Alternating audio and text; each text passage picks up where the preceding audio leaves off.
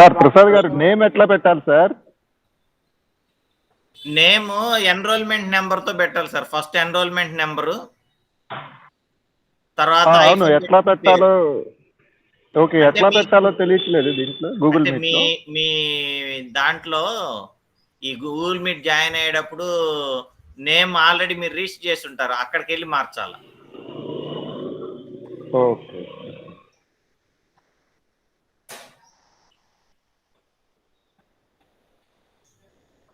But sir అది direct login అవుతుంది, Yes. ఎలా చేంజ్ చేయాలి సార్? డైరెక్ట్ లాగిన్ అయిపోతుంది సార్, అది ఎలా చేంజ్ చేయాలి? అంటే మీ మెయిల్ ఐడి నుంచి డైరెక్ట్ లాగిన్ అయ్యారా? అవును సార్. సరే కానీ ఇప్పుడు ఇంకా ఎట్లా కంటిన్యూ చేద్దాం. Okay sir, if I may, actually అది గూగుల్లో కూడా చేంజ్ అయిపోతుంది సార్. అవుతుందా మొత్తం? అవును సార్, అది అవ్వాల్సిందే. గూగుల్ మీట్ యాక్చువల్లీ అదే ప్రొసీజరు. మీరు మీ ఈమెయిల్ ఐడిలో కూడా మారిపోతుంది సార్. అంటే జూమ్ లాగా ఇక్కడ మనము ఐడి ఇవ్వలేము సార్ నంబర్. ఓ ఇవ్వలేరా? Okay okay. అంటే యాక్చువల్ గా మేము ఇంత ముందు జూమ్ మీటింగ్ లో అలాగే చేసాము. నాకు అవును సార్, దీంట్లో గూగుల్ మీట్ లో నాకు ఐడియా లేదు సార్. గూగుల్ కొంచెం సెక్యూరిటీ ఇవన్నీ కొంచెం difficult sir, tough sir, very very. Okay, ఎట్లాగో మీ పర్సనల్ ఐడి నుంచే జాయిన్ అవుతారు కాబట్టి నో ప్రాబ్లం. అవును సార్. మా దగ్గర మేము ఐడెంటిఫై చేయడం కూడా, ఎందుకంటే మా దగ్గర ఆల్రెడీ రిజిస్టర్డ్ ఈమెయిల్ ఐడికి పంపించాం మేము. So no problem. Okay, continue like this only. Okay, good morning to all. Today Dr. Vimala madam is there. She has been working as a lecturer, reader and principal, now working as a psychologist in the Nagarjuna University. So she has vast experience and is my teacher also. For last I joined in IGNOU Vijayawada 2011. From 2011 onwards, she has been associated with IGNOU for MA Psychology program. 2011 we have started psychology program in Vijayawada Regional Center. Till that day, madam is continuously supporting to us, and she has been taking classes for the MA Psychology program. In between 2 years we have stopped the MA Psychology program, even though backlog students she has been supported. And now earlier we used to conduct face-to-face mode only. So this time, first time for MA Psychology program, we are conducting online counseling sessions. So madam also new to technology, but she learned and she is teaching through online. Thank you very much, madam. And madam specialization is clinical psychology and counseling psychology. MA psychology, PhD in psychology, and MSc counseling and family therapy also done. So she is specialized in clinical psychology and counseling psychology. For second year, madam will be the guide and internship agency supervisor also. And for those who are not taking madam for the guide, she will be the synopsis evaluator also. So for all psychology program ki madam all in all మా దగ్గర. నేను కూడా అంతే అనుకోండి, మేమిద్దరం అంతే ప్రస్తుతానికి. Myself and madam we are doing all the subjects and we are involving all the activities. So today we have with us Dr. T.D. Vimala madam, and she will guide you how to learn cognitive psychology. This is the first paper. Due to non-availability of the yesterday schedule, madam is taking today. That's why we have planned second paper yesterday. So sir was no work yesterday. That's why we have planned second paper in first day. So now onwards, only continuously the third paper, fourth paper, like that only. Every Sunday we have planned. If in between any holiday comes, we will adjust the schedule also. So 3-4 days before itself we will inform you. ఏమైనా holidays మనకు వచ్చుంటే ఇంకా మేము prepone కూడా చేయడానికి అవకాశం ఉంటుంది, లేదంటే యాజ్ ఈజ్గా ఈ షెడ్యూల్ సండేస్ మాత్రమే జరుగుతాయి. So this is from our side. Any doubts or clarification, now you can ask 2 or 3 minutes, then madam will start the program. Gopal గారి వాయిస్ అంత వినపడుతుంది కదా? సార్ వినిపిస్తుంది సార్. ఓకే ఓకే సార్ ఇవాళ paper 1 sir? Paper 1 cognitive psychology. Okay sir. MPC 001. Okay sir. So this paper is the foundations of psychology. The first paper is general psychology, but along with general psychology, IGNOU has included cognitive psychology also. That's why our paper itself cognitive psychology. So madam is expert in cognitive psychology, so she will guide you. So shall we start? Yes sir. Okay Yes, madam. sir. చెప్పండి, ఏదో doubt అడుగుతున్నారు.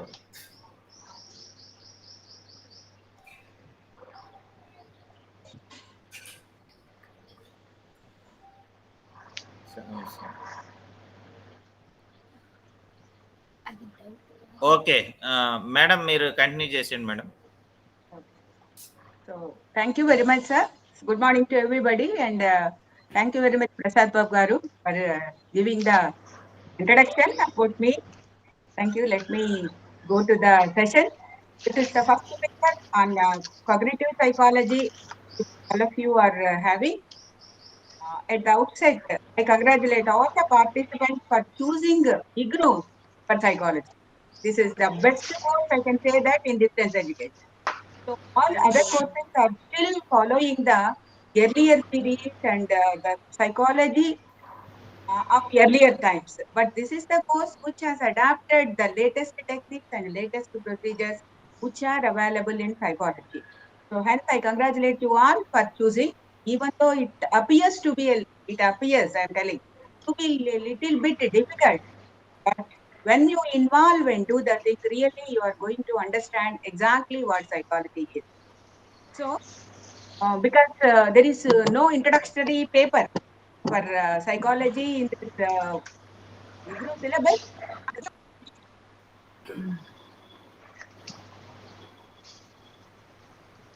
Ma'am, you are not audible, ma'am.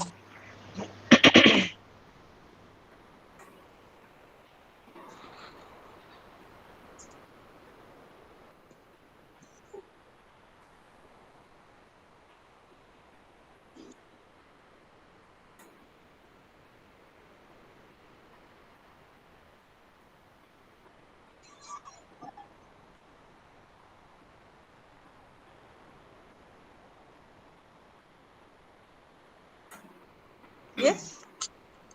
Is it audible now? Okay, madam. Yes, ma'am. Yes. Okay. So let me say a few words what exactly psychology is, because there are many misconceptions about psychology. People used to tell, when you appear, when you say that I am studying psychology, tell me about myself. These are some of the misconceptions all of you experience. But you have to understand what exactly psychology is. I will tell briefly what is the history of psychology in 2 or 3 sentences and find out what exactly psychology is.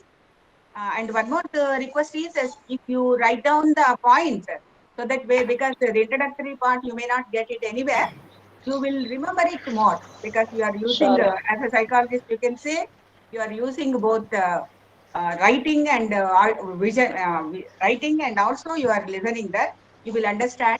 So what I request you will just note down the points, so that, because these are very simple. I will make you very simple, because all the participants are from different disciplines. This is the big problem. It is a heterogeneous group in psychology. Usually we used to have from art background, science background, professionals, all the people will have a heterogeneous group. And I will make it as simple as possible. So first let me say a few words about what exactly psychology is. It is associated with philosophy and part of philosophy for a long time. Hence, even today, people used to confuse for philosophy and psychology. They think both are same. But there is a lot of difference between psychology and philosophy. So I tell you, psychology is part of philosophy for long period, and all the psychologists, the earlier psychologists, belong to philosophy disciplines, and they are philosophers only. Aristotle, all these Plato and Descartes, all these are the philosophers who claim themselves as a psychologist, because it is one part of philosophy. One part of philosophy.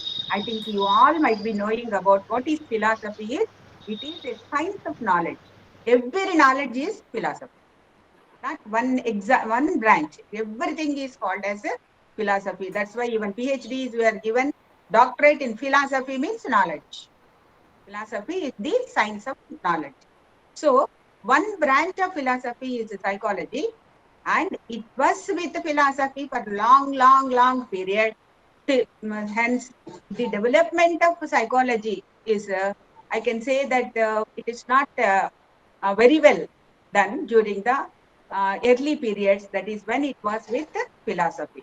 That's why the psychology is called as a young science. It is having not even more than 200 years of history. So hence it is called as a young science also.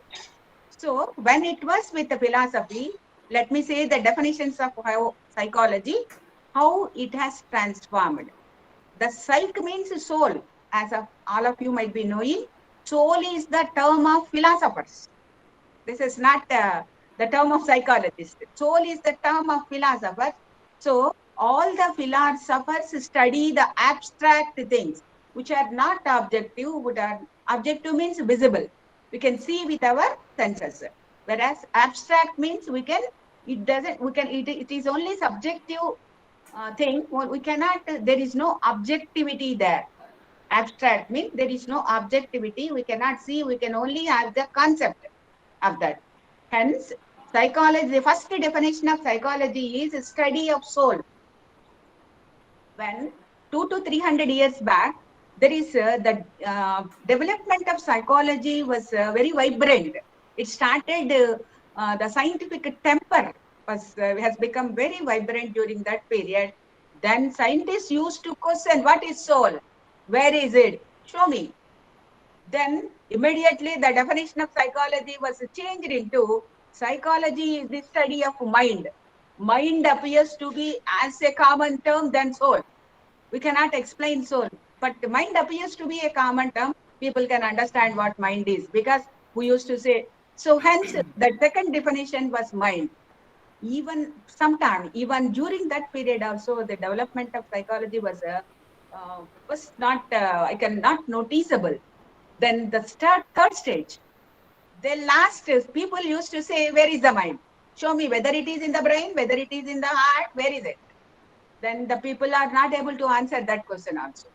Then they said, they changed the definition into psychology, the study of consciousness.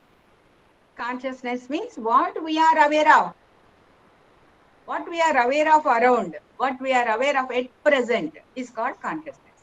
So they said psychology is the study of consciousness. Means what we are doing, what we are thinking, what you are understanding, all this is called as a psychology. Then even then the Pardon, ma'am. Can you repeat yeah. it? Pardon, ma'am. Can you repeat it, ma'am? Third thing is, it is the study of consciousness. Consciousness means what we are aware of around at present in our waking state. This is called, we are studying all the things, all the aspects which we are aware of.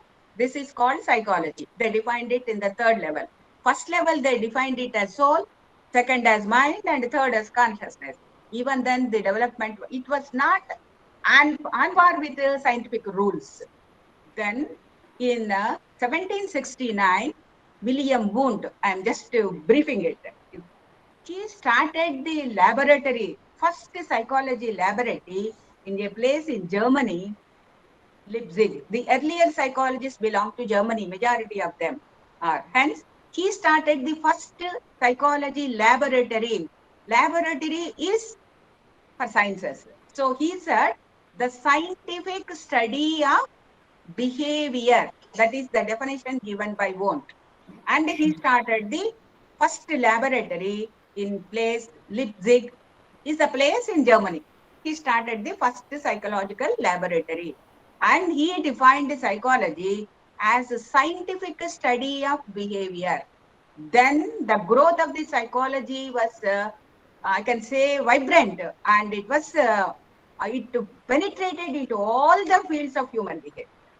Then the growth is very, very high, and still it is continuing. Still it is continuing. And now at present, the definition of psychology is the study of behavior. You have to understand what behavior is. First, whatever the subject we are studying, we have to know what it studies. It studies the behavior. Behavior means, what is behavior? You should have understand. Every action is a behavior, very simply. Listening is a behavior, writing is a behavior, walking is a behavior, everything is behavior. All actions are called as behaviors.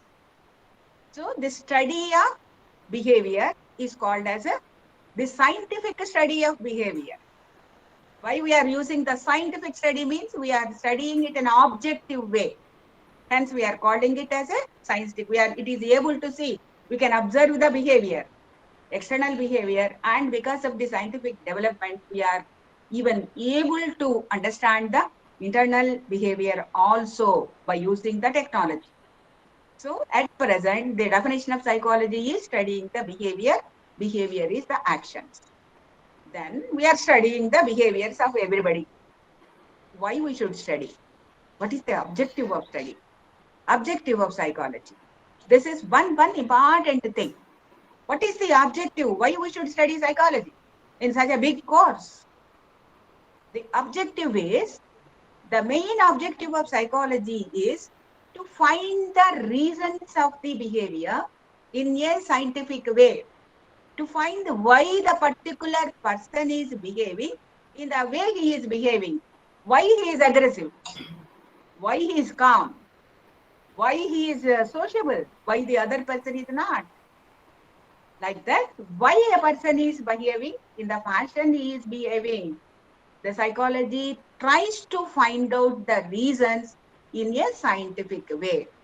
If you find out the reasons, you can bring about behavior modifications for the benefit of the individual by using the scientific procedures again.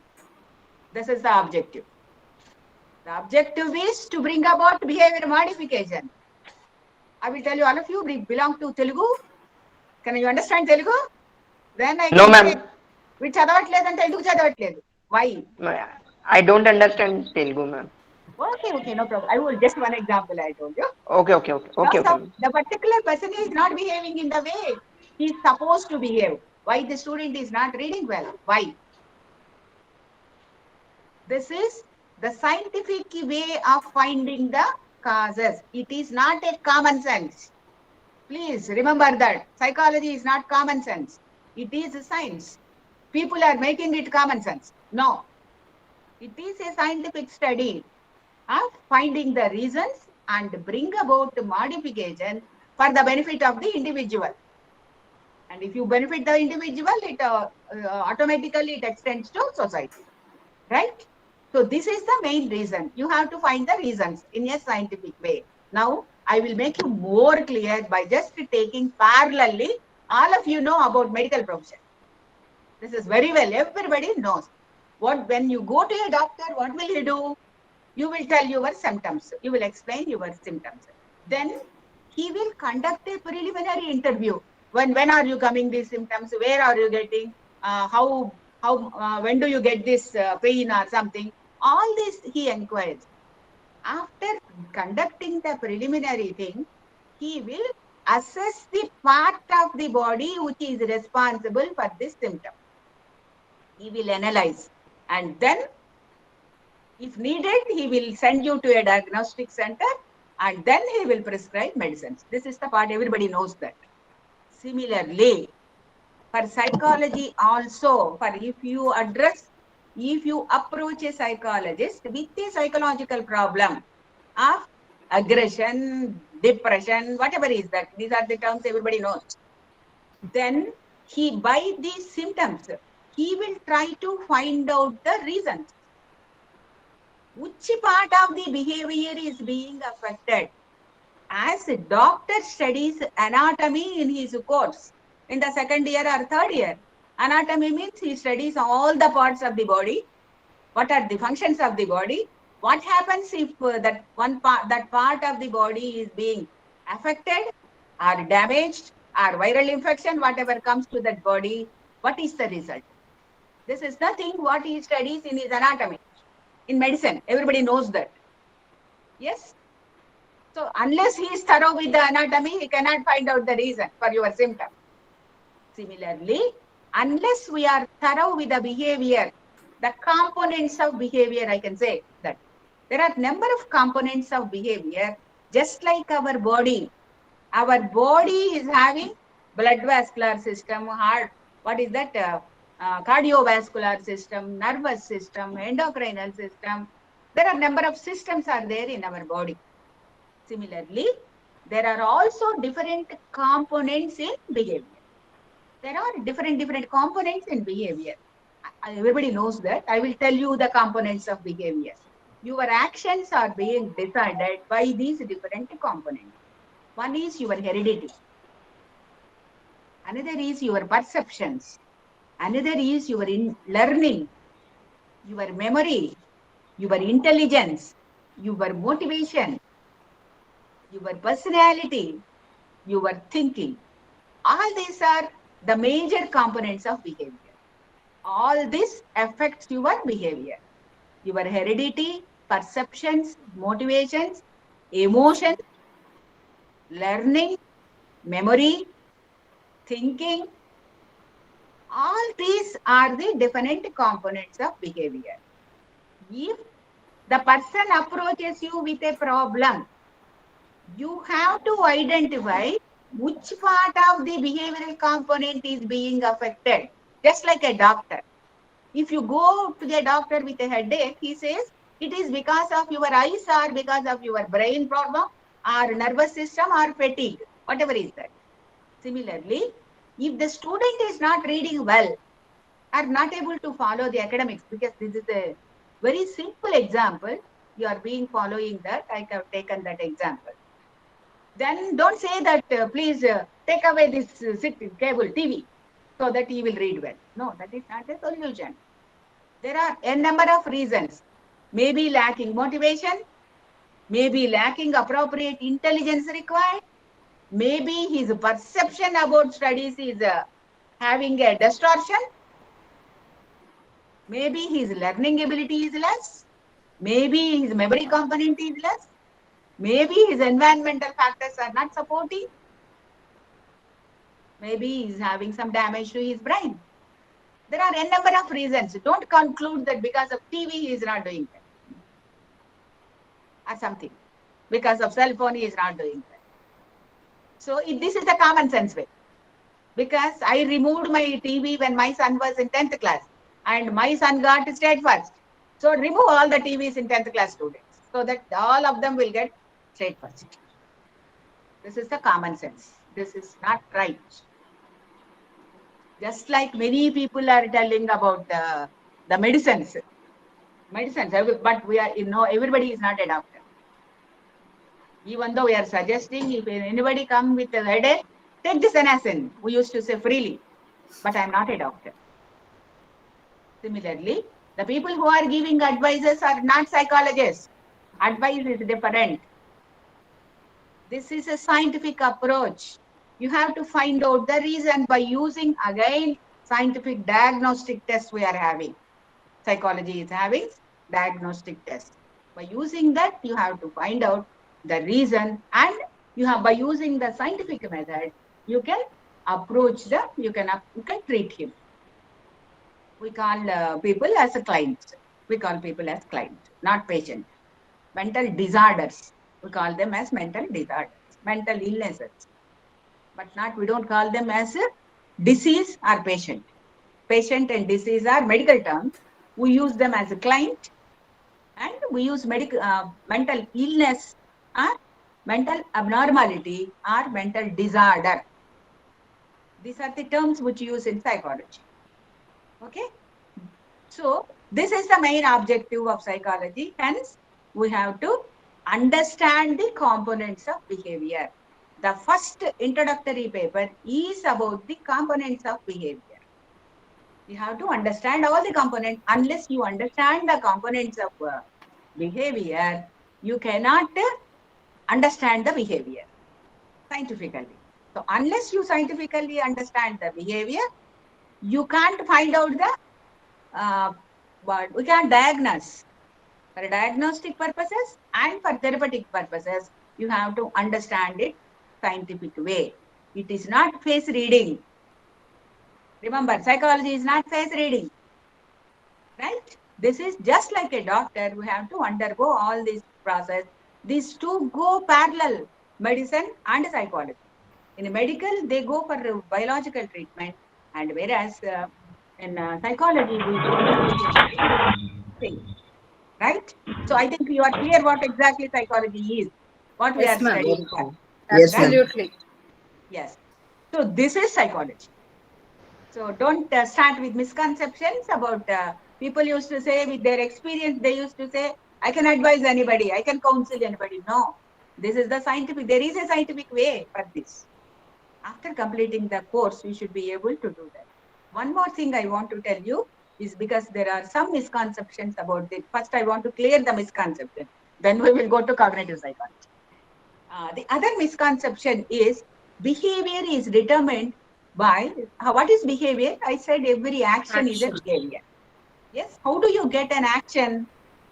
First of all, you have to receive the information from the environment through our sense organs.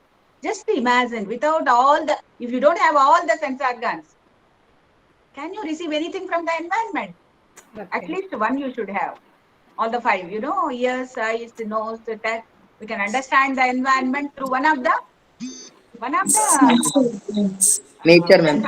sense organs. The information is received by the sense organ.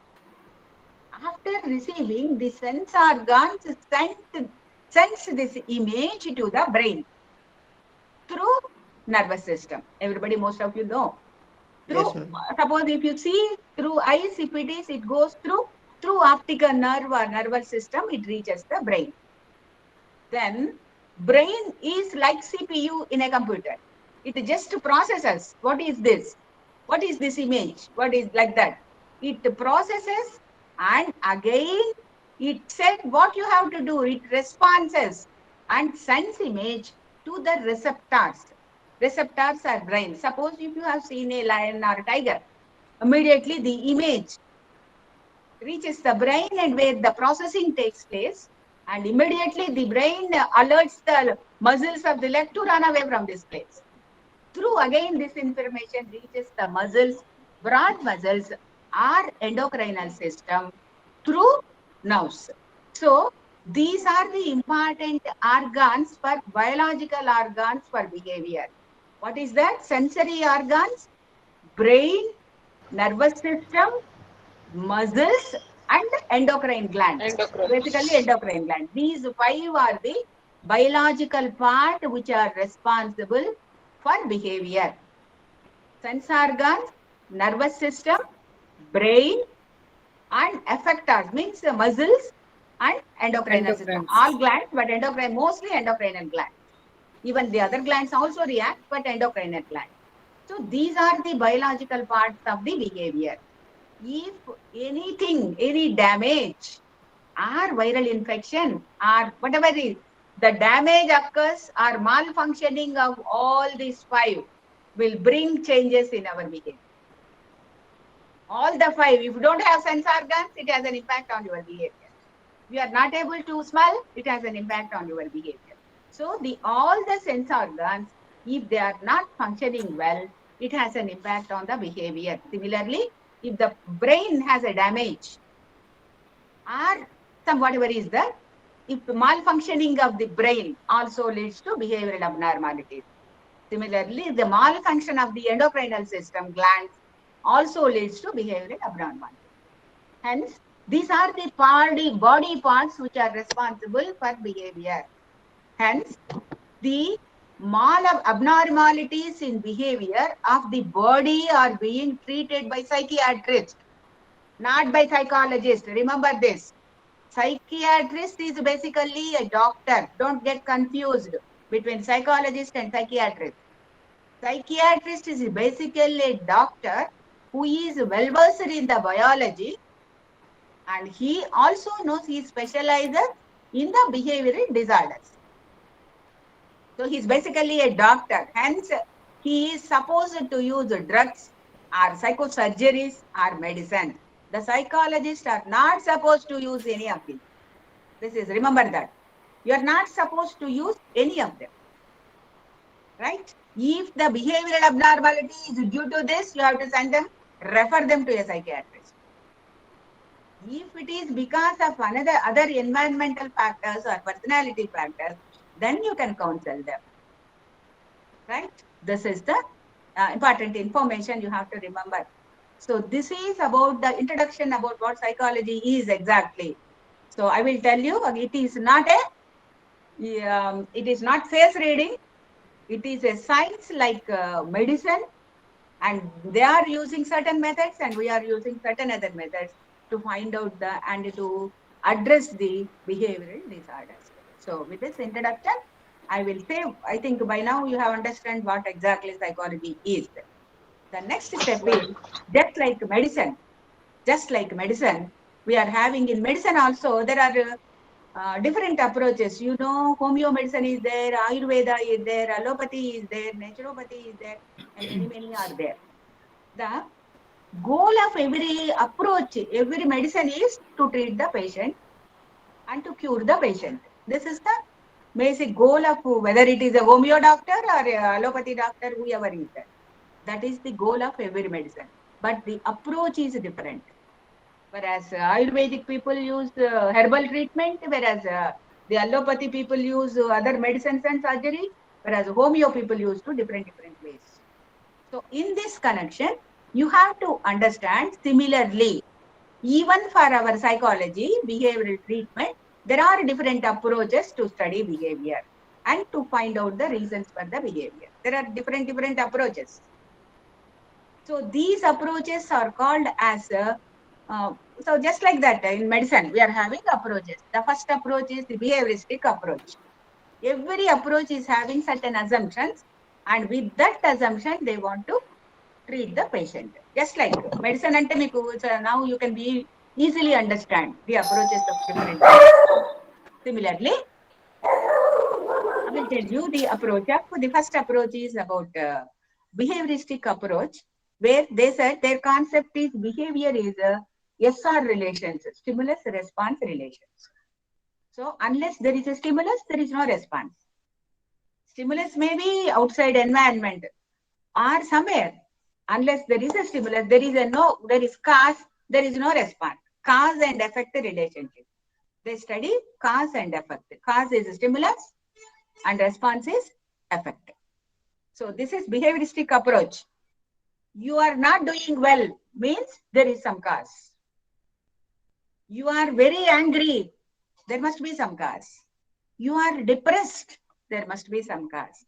So the response appears first, and you will try to find out the causes. Right? Symptoms approach first, the doctor try to find out the reasons. Similarly, here the response appears first, and they said stimulus is main responsible, and the behavior is stimulus-response relationship. This is the behavioristic approach. So similarly, I'm just making a single sentence about each approach. That's why there are different approaches. There is a neurobiological approach, where that is the latest approach what we are having now. Neurobiological approach. The brain and the nervous system are mainly responsible for our behavior. Hence, if you have a behavioral abnormality, the reason must be either in the brain or nervous system. That is their approach. They don't look for other environmental factors. They look only for brain and nervous system. So this is biological approach to behavior. And I told you about the behavioristic approach. There are many Ma'am, approaches are there. please, can you please repeat the sentence, ma'am, once again? Neurobiological. Neurobiological means, so the body organs which are responsible for behavior. That means you are having some behavioral disorder, means you are aggressive, means there is some damage to the some part of the brain which is creating aggression in you. So the biological aspects are responsible for our behavior. Over secretion of endocrinal system or under secretion of endocrinal system, or the malfunctioning of the brain, or the malfunctioning of the nervous system, which are responsible for behavioral disorders. Behavioral disorders. That's why we approach a psychiatrist. Because there is a reason. So this is called as a neurobiological approach. Neurobiological approach to abnormal, to psychology, right? Yes. So all the psychological functions are studied under behavioral head, under the head of behavior. Then there are some more methods are also there, but I will come to one of the method is cognitive psychology.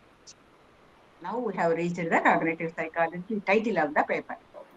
So without all the introduction, you may not be able to understand what cognitive psychology is. This is cognitive psychology, this was behavioristic psychology, as I told you, neurobiological psychology. And when I told you again, I will tell you one more thing. When it started becoming a more scientific approach, it penetrated into all the fields of human life. When these psychology principles are used for children, it is called as child psychology. When it is used in educational setup, it is called as educational psychology. When the setup is when all the principles, psychological principles are used in organization, it is called as an organizational psychology. Like that, a number of branches developed as independent disciplines. When it is approached to treat patients, it is clinical psychology. When it is approached to education, it is education psychology. So there are different branches of psychology also there. The problems related to education are treated by educational psychologists. Developmental problems are there. Number of developmental psychologists. That's one branch. Social psychologists, but they address social problems. So similarly, now army psychology, they address the problems of, with the same principles are used. All these are applied branches. We are applying the principles of psychology in different branches. So many branches emerged. Sports psychology. Every sports team, cricket team, or whatever is the team, one psychologist accompanying them to boost their morale or to address their psychological problems. Right? So now you understand where the psychology is in all the fields. Nothing, even in art psychology, no field is exempted because behavior is important everywhere. Everywhere behavior is important. We are studying behavior. Right? So that's why it entered into all the fields of psychology. So in this, recently, after the psychoanalytical theory is there, Gestalt approach is there, all these approach you will find, because if I go through them, it takes long time. If you go through all these approach, you will find in some of other papers also. All the theories you may find in developmental psychology, that is in lifespan development psychology, or somewhere you will find all the theories. I'm not going in depth into the theories. Now our focus is on cognitive psychology. This is one approach to study behavior. This is one approach and very recently developed approach. So what is behavior? As per what is called as behavior by cognitive psychologists? What is their approach? They said this is the development from behavioral psychologists. Behaviorist psychologists said there is a stimulus and response. So please, one more thing I want to tell you, don't open those books. I'm just giving the summary of those books. If you look at the book, you will get confused. Don't open that. Whatever is that, you just write down the points. I'm giving the gist of what is there in the book. Because it is not possible to complete the entire 4 volumes 4 books, not volumes, 4 booklets in 4 hours time. I'm giving the gist. If you open the book, you will get confused. There are n number of things in, sometimes orderly, sometimes there are repetitions are there. There are so many things are there in book. You cannot go through in a meaningful way if you open that. So hence, don't open the books. Just listen, and whatever you feel like, you just note down the points, so that you can understand the gist. So that after that, if you go through the books, you can understand it very well. Okay. So, so this is cognitive psychology. In cognitive psychology, as per cognitive psychologists, the behavior consists of 4 aspects. It is not simply stimulus and response. It consists of higher mental processes. It consists of higher mental processes. Higher mental processes. The higher mental processes are, they have focused on 4 higher mental processes: the perception, learning and memory, intelligence. Pardon, ma'am? Intelligence. Third one is intelligence. Yeah, okay. Intelligence and thinking. These are the higher mental processes which are responsible for our behavior. Perception, learning and memory, and third thing is intelligence, and fourth thing is thinking. These four are responsible for our behavior. If anything, all these 4 are the components of behavior. I told you in the beginning. I told you number of components. Of them, these 4 are important. These are the higher mental processes.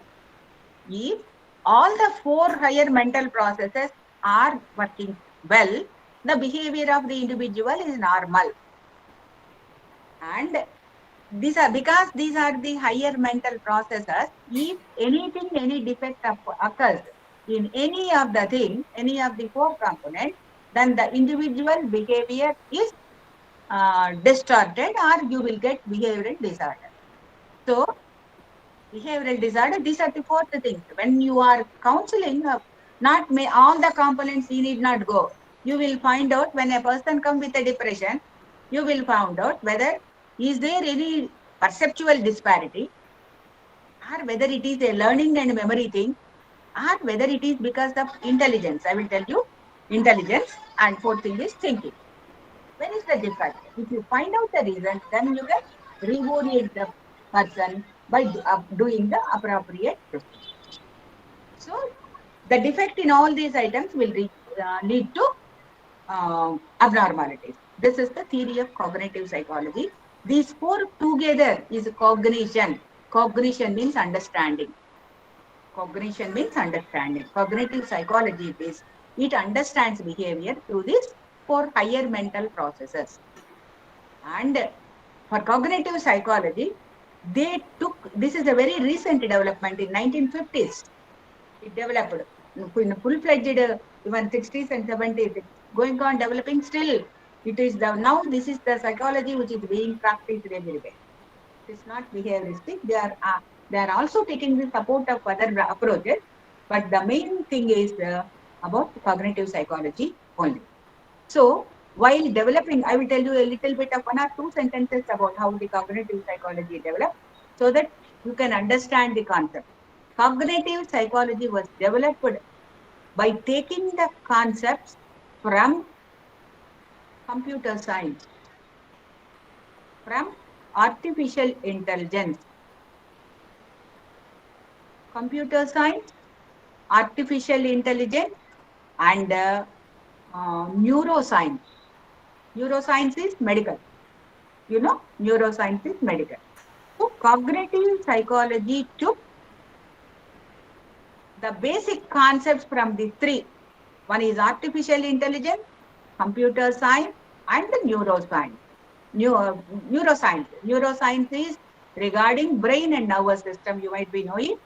You might be knowing about the computer systems and artificial intelligence. What are how you have to design the programs to bring about the changes in the behavior.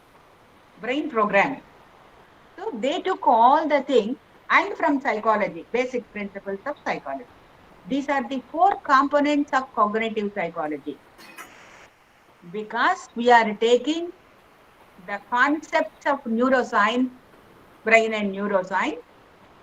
Brain, according as per cognitive psychology, brain is the hardware for all our functions, and your programs are software. Our mind is software.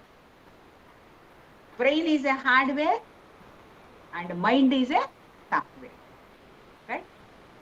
So with your mind you can program. You can because it is a software, you can design so many programs with your mind. Right? If it is distracted, your behavior will be disrupted. Program is distracted. Similarly, if brain is distracted or damaged, your behavior will be disrupted. So these are the things. So they took from all these 4 sciences, they took the basic things and they developed a psychology. They took the basic principles from different psychological branches also, developmental psychology, counseling psychology. For all this, they took the information from all of them. So this is about cognitive psychology. Cognitive psychology deals with 4 aspects: perceptions, learning and memory, and Intelligence. intelligence and thinking. Now in your syllabus, now we are coming to the syllabus. After 40 minutes, I think, coming to your syllabus, it consists of, but this is important, I feel that. So without knowing these basics, you cannot directly approach to cognitive psychology. The first unit is about learning and memory. That is there in your textbook. So we cannot go directly. So what are the methods they have used? So each approach has used different methods to study behavior. So what are the methods used by research methods used in cognitive psychology? I will tell you briefly 3 or 4 methods they used. They used what I can say, that postmortem reports they use. So by understanding the behavior, the structure of the brain through postmortem reports. And secondly, when they find the brain, by understanding the brain of a cognitive deficit patient, they try to understand the brain structure of a cognitive deficit patient. Understand this. There is a patient who is having loss of memory, amnesia. This cognitive psychologist studied the structure of the brain. What is responsible for this amnesia in the brain? What part of the brain is responsible? Okay, that is the another way of studying. And the third is because I told you, because of computer science and artificial intelligence, they studied the images, brain images, like what is that, electromagnetic images, EEG, electroencephalograph. That's where you will get images. And there are a number of ways they used to study the images of the brain. It is used by doctors. Yes. Right? What is that? So by understanding the images, they studied about behavior. So they took the brain structures, postmortem reports, surgeries. So what is the understanding through cognitive thing, and then they studied about this through all these methods. They are used this type of only computer methods they used for finding the doing research in this cognitive psychology and neuroscience. So because of this, a new science emerged. This is called as cognitive science. Cognitive science, where cognitive means understanding. Science is about brain and all the things. Cognitive science. Under cognitive science, cognitive psychology is part. We are studying about the behavioral approach. Okay. So this is about cognitive psychology based. And coming to the now we will read all the 4 components of behavior which were given in cognitive psychology: perception, learning and memory, intelligence, and thinking. These 4 you are having in your syllabus. So let us go. Perception is not given here. You may get regarding perception in some other papers. Other papers you may get it. I will tell you basically what perception is. How you look and understand certain things is called as perception. How you understand, how do you understand certain event, certain person, objective, or situation? How you understand this is here. Perception means through your sense organ, through your knowledge, and through your experience. These are the 3 important components.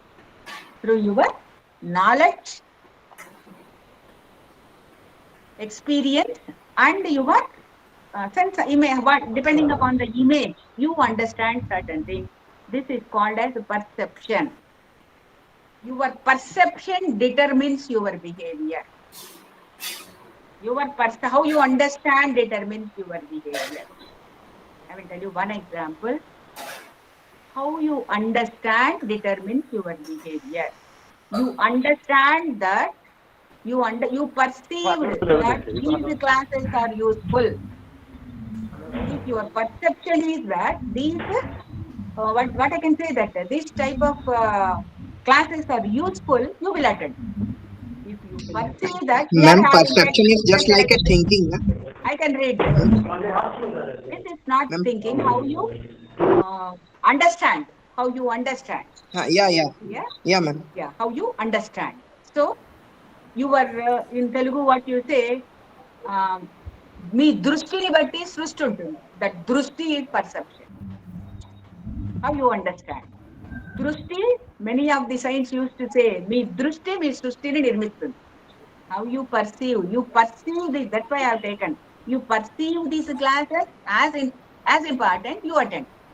If you perceive these classes as not important because I am having the book feel, I can read, then you don't attend this. So, whether you attend or not attend, the class is same. Right? It won't make any difference. But your perception determines your behavior. Right? So, the perception is understanding. Perception is understanding. So, it occurs through your experience, through your knowledge. Yes.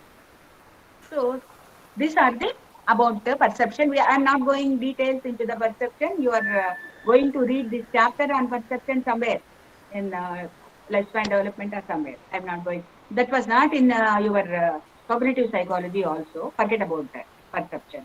But it determines your behavior, one of the factors. Based on that, many counseling techniques were developed. It's a very, very popular perception. It's very important for life. So, if you change a little bit perception, if you look and understand your partner as positive, your behavior is in one way. If you perceive the person as a negative person, immediately your behavior changes. Whether you perceive it positive or negative, the person is same. The perception determines your behavior. Right? Then let us come to the learning. Aspects of learning and memory. I think you have you understand about this introduction about cognitive psychology, how it emerged? Yes, ma'am. Yes, ma'am. Yes, ma'am. Yes. Let us go to the first unit. I will make all the units as simple as possible, and the details you have to read out in the textbook. The details you have to go to that. I will give you just the gist and outlines of all the books. The first thing is on memory and learning and memory. This is the thing. For behavior of people, learning is a very, very important aspect. As a psychologist, what we say, except our instincts, which were species constant, except our instincts, everything is learned. We learn to talk, we learn to walk, we learn to dress, we learn to eat, everything we learn. Learning is not academics alone. Learning is different. We learn, everything is a learned process. And the learned process continues from birth to death. It is a continuous process, right? And it is this learning is what do you mean by learning is? Learning is acquisition of new knowledge, acquisition of new skills, or new behaviors, or values, or understanding, whatever is that. This is all learning. I learned this value. I understand this situation. This is also learning.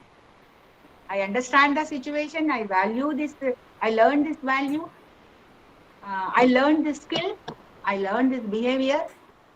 So all these comes under acquisition of new values, new behavior, new things is called as learning.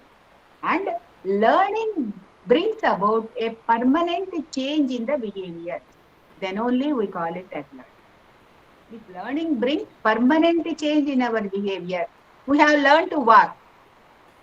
That's why we are not crawling now. We are walking only. It brought a permanent change in our behavior. Right? So learning always, most of the time learning brings a permanent change in our behavior. Then only we call it as a learning. So there are how the learning takes place, and there are number of ways of explaining what exactly learning is. There are mainly 3 domains of learning takes place. 3 domains. One is cognitive domain. Cognitive domain means about analysis, synthesis, abstract things. All these things is academic skills. You can say that as cognitive domain. Most of the academic skills like reading, writing, concept, thinking, all this will come under cognitive domain. Right? And coming to the psychomotor domain, this is you learned swimming, you learned cycling, you become an athlete. This is psychomotor. There are 2 terms. Psychomotor. The activity is motor. There is a coordination between psychological aspect and body. Psychomotor. Motor aspect and psychological aspect. Unless there is a coordination, we cannot do it such a specific way. Even for any sportsman, there must be some coordination between psych and mind has to think, and then action should be done. The reaction should be so fast. Psychomotor. So this is another type of learning. One is a cognitive domain, second is psychomotor domain, and the third thing is affective domain. AFF, not EFF, effective. Affective means emotional domain. Affect means AFF means affect means emotion. Emotional domain. We learn to be anger. We learn to express our anger. We learn to express our joy, sadness, happiness, aggression, fear. All these are the emotions. We learn those. These are the learned. The emotion is innate, but we have learned to express them. Expression is learned. Expression is learned. So this is the third domain in cognitive psychology. 3 domains: cognitive domain, psychomotor domain, and affective domain. Affective. So all the 3 ways, everything comes under 3 domains. If it is academic thing, we go with cognitive. If it is psychomotor, all the skills. If it is affective, means how you are able to manage your emotion, how you are express your emotion, how you are using your emotions. So it will come as the affective domain. So these are the main aspects of learning. So there are a number of ways, primitive ways. They also try to understand learning. They said so learning is an association. How do people learn? This is the next question. How do people learn?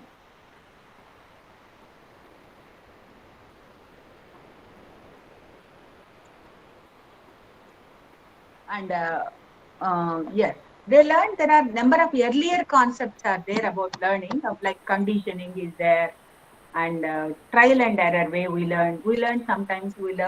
We associate the things and we learn. So just like a child associates the feeding bottle with the milk. feeding bottle and milk. Whenever the feeding bottle it looks, it gets excited for milk. It understands that the feeding bottle is an indication of bringing milk. So it associated bottle with milk.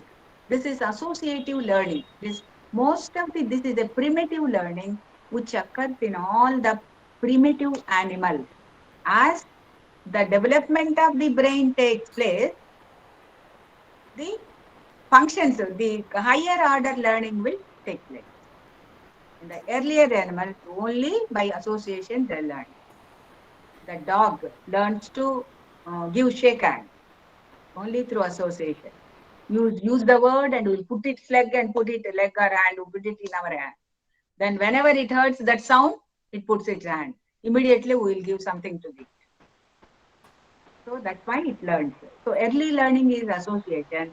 As we grow, the learning we learn the complicated things also. We learn the complicated things also. Learning is everything for life. Learning is everything in life, and it is a continuous process. Because of learning only, our development is taking place. Only because of learning. Our development in all the spheres is taking place only because of learning. So such an important aspect. So after learning the things, the cognitive way, we have to recollect it. If you learn and forget, what is the use of them? Unless they are memorized. Learning and memory should go together. Only learning will not help us. So memory means after learning that we have to retain the information or retain the skill or retain that in our memory. This is called memory, is retaining whatever you have learned. It's called as a memory. So in memory, how this the cognitive psychologist says, memory, there are different explanations of memory by different approaches again. The cognitive approach to memory is at the 3 levels, memory processing occurs. At the 3 levels. Memory processing occurs at the 3 levels. One is sensory memory. I will explain you. Sensory memory. And the second thing is when you look at something, the image falls on your sensory organs, whether it is auditory or whatever it is. That is very fraction, half a second it retains in your memory. And then it will be forgotten, sensory memory. And after the sensory memory enters into short-term memory, it is for 20 to 30 seconds. Short-term memory is 20 to 30 seconds. You can retain it for 20 to 30 seconds. Even among the information, some information is forgotten. Short-term memory.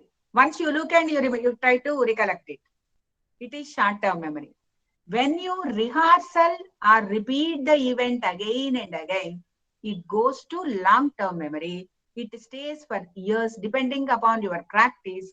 It stays for longer period. So whatever the material which is in our long-term memory will be helpful and come out when it is needed. That learning will come up useful when it is needed. It should go to long-term memory. Yes. So sensory memory we will forget in a half second, and short-term memory we will forget it from 20 to 30 seconds. If I say a 10-digit number, you will forget immediately. You can say 2 or 3 letters, 3 numbers. When you repeat the same number and again, it goes to long-term memory. Because of long-term memory, I am able to recollect some of the numbers, some of the phone numbers of my friends, some of the phone numbers of my people, because I repeated it many times, I rehearsed it, and it went into long-term memory. That's why I am able to recollect it. So here what you have to say is, these are the 3 levels of in a long-term memory. When it goes to short-term memory to long-term memory, encoding and consolidation occurs. Because of encoding and consolidation, it retains for longer period. The information is retained. Whatever you have learned is retained for longer periods. So this is about memory. And as per cognitive This is about and the general thing about memory I told you. And there are certain theories from different approaches. They used to say, if you don't use particular learning for disuse makes you to forget. If you don't, why we are forgetting things, so many things? Because we are not using them. Because we are not using them, we forget. And there are number of reasons. So what they say that some of that when you learn something, you will have a neurogram like that. One line neurogram, one line like that happens in your brain, and every day hundreds of lines occurs in your brain. If you repeat it again and again, then the line will become so deep, you will remember it for longer time. If you don't rehearsal, this will be faded by other lines. Hence, you forget about the things. So this is another theory. There are number of theories why you forget. Because sometimes they used to say, because it is painful, we forget about the things. This is very painful, right? So, as per cognitive psychologists, let us come to cognitive psychologists. The information processing model is there. How the information processing takes place as per cognitive psychologists. The first is encoding occurs. In encoding, we will gather information. Encoding. Gathered and representing information is encoding. Remember this. It depends upon our maturation and experience. What do you gather? Depends upon your maturation. A 4-year boy gathers something. A 20-year person gathers some other things. It depends upon the maturation of the brain. Maturation means as the age grows, at the beginning, all the organs are not matured. As they grow, they mature.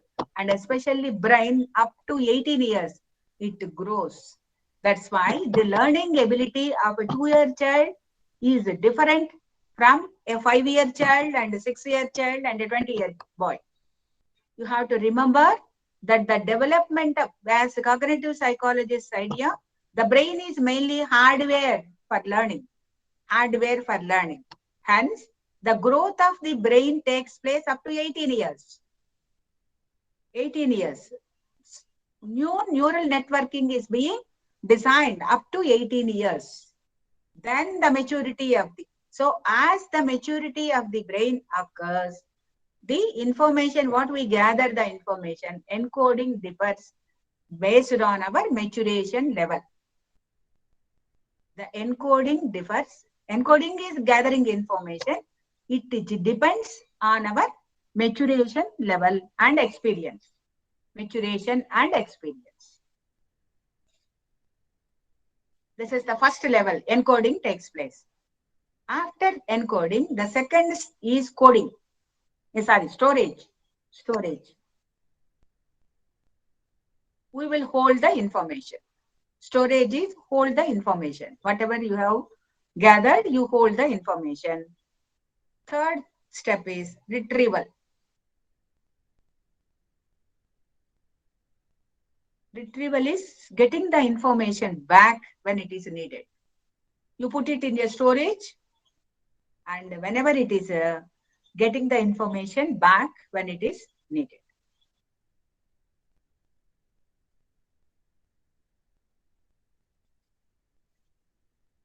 So all this depends. Yes. Ma'am, encoding differs on maturation level and one more that sentence. Experience. Our experience plays a major role. Environmental experience. Thank you. Yes.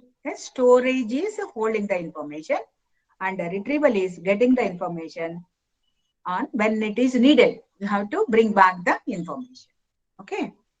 So this is what the cognitive psychologist idea is. The level of what is the cognition. Storage and retrieval? Difference between storage and retrieval. What is the storage is? It is being collected and stored there. It is not used. Storage is there. Whenever it is needed, lot of things are stored in our brain. We learned the multiplications, divisions, many of the mathematical things we learned in our school days. Okay. That is stored. Everything is stored in our brain.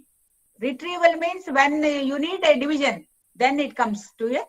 When it is a need, we will be getting it back when it is needed. That is Ma'am, retrieval. can I say one simple example for this? Yeah. Yes. Keeping vegetables in the fridge and taking back for your cooking. Yes, yes. That is Good retrieval. one, Sujat. No, but the thing is that the storage is in the brain, not in the fridge. No, Think ma'am. about the storage of the brain. Great, ma'am. Madam, I have doubting how the Right? information is storing in the brain. What is that?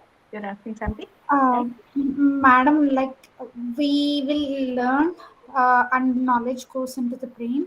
How it gets stored in the brain for the The retrieval? information stored in the, yes, information is stored in the brain through neural networking. Through neural networking. It is stored in the brain. And whenever there is a need, it will come back again. You will retrieve that. That is through, if you are having memory, you will retrieval process depends upon our level of memory. This sounds little silly, but how if we are not recalling the information after some days, how will the information get lost? I didn't get that. Please. Ma'am, she Please. meant to say, how do we forget things? After Yeah, some we days, do we forget tend to things. forget. We will say, yes, I told you there are, because of disuse, we will forget things. Because of disuse, most of the time. And there is another Okay. theory that this cognitive theory says, if there is a damage in the particular part of the brain, which is responsible for memory, mostly this is temporal region, temporal row. And if there is a damage to the neural network, then also you will forget things. Because of the damage sometimes, this is biologically, psychologically, because you are not using them, we forget that. Sometimes because what they said in some of the theories is that because the thing is so painful and unhappy, unconsciously we forget those things. So painful, we don't want to bring it back to your conscious level. So that's why also we will forget that. These are some of the explanations of, and some say there is neurograms like lines will fall on your brain when you are learning something. If you learn other thing, the other line will fall on that. And one by one, the brain cortex part will be with all the lines. If the line is deeper, that means if you repeat it again and again, if you do the activity again and again, it will be remembered. Otherwise, it will be forgotten by other lines.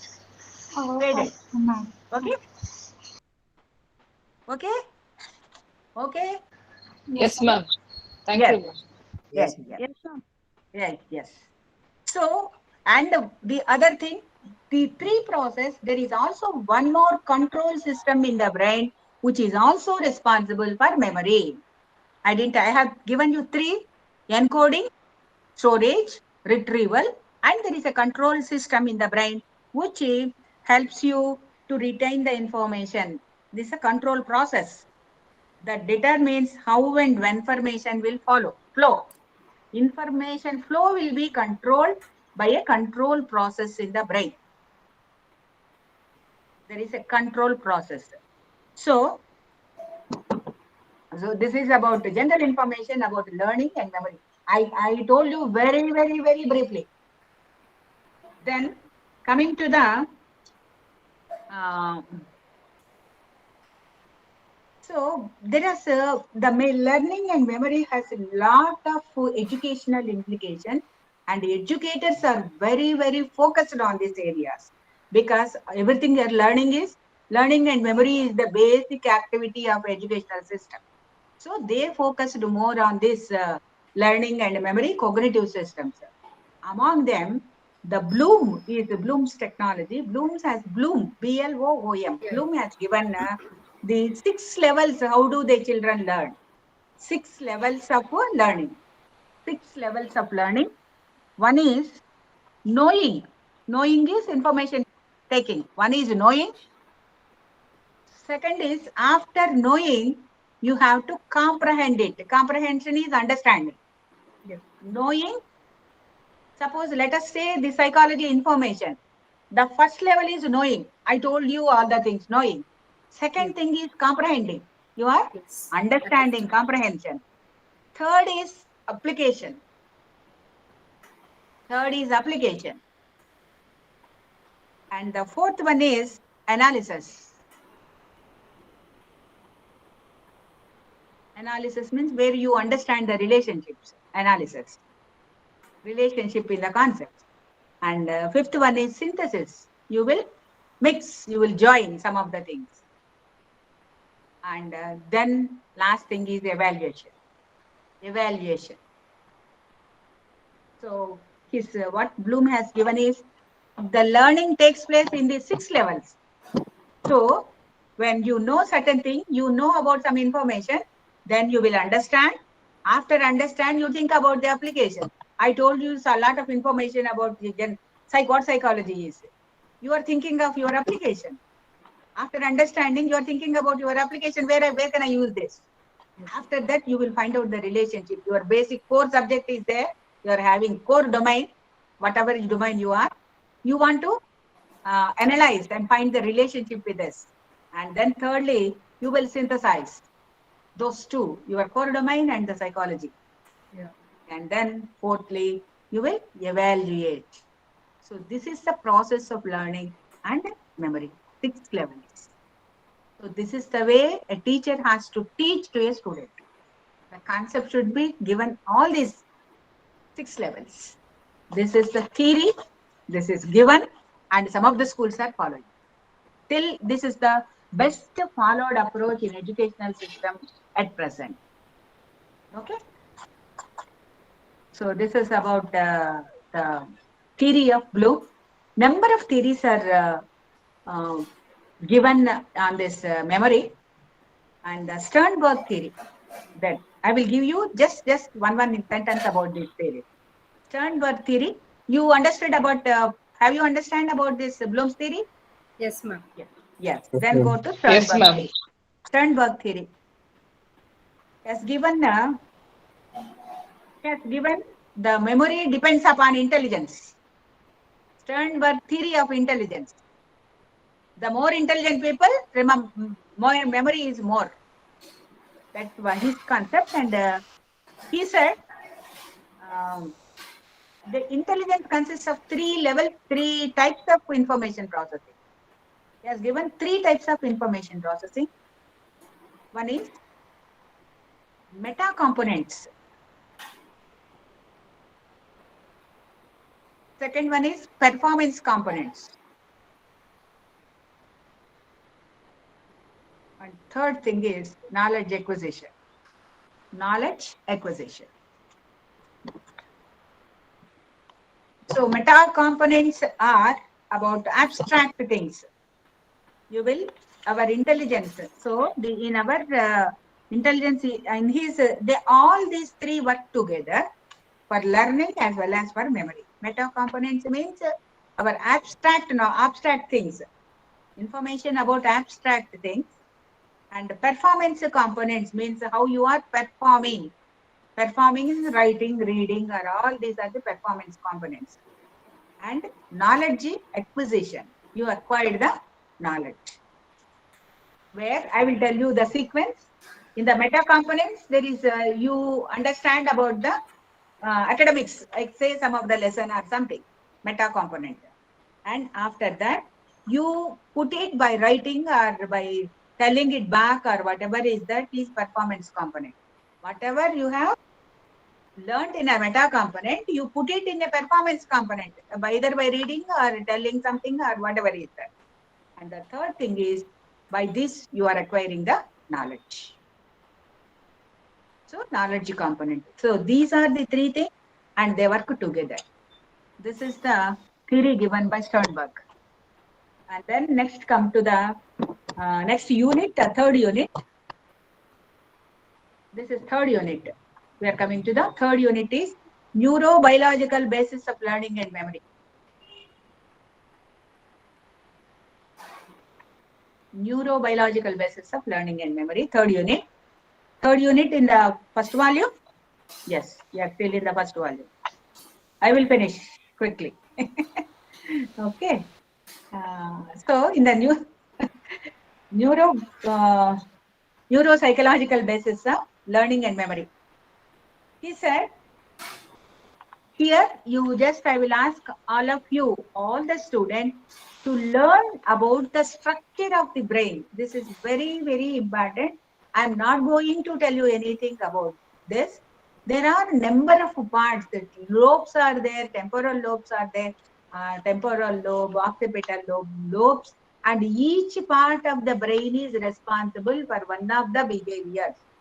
You just learn each part. There are number of parts are there in the brain. You might be knowing. Go to a 10th class or 9th class student textbook. Take all the parts. Each part is responsible for one of the behavior components. One of the behavior components. If you learn that, that is about the neuropsychological basis of learning and memory. So this is responsible. Suppose the temporal lobe is damaged, you will develop amnesia. Amnesia means forgetfulness, loss of memory. Loss of memory. Amnesia. This is temporal lobe is damaged. Suppose if you damage the occipital lobe, some other function is. So if hippocampus part is damaged, you will got some other emotional damage, emotional disturbances. So one of the part, which part has a damage or infection or oversecretion or undersecretion will have an impact on our behavior. Similarly, the neural network, cortex, in the cortex part, reticular system is there, neural network is there. If there is a damage in different parts, it has an impact on our psychological basis. Psychological means on our behavior. So in this chapter, what you have to find out is, there is nothing to say about this unit. You have to draw the diagram and find out the parts and what each part is, for which function each part is responsible.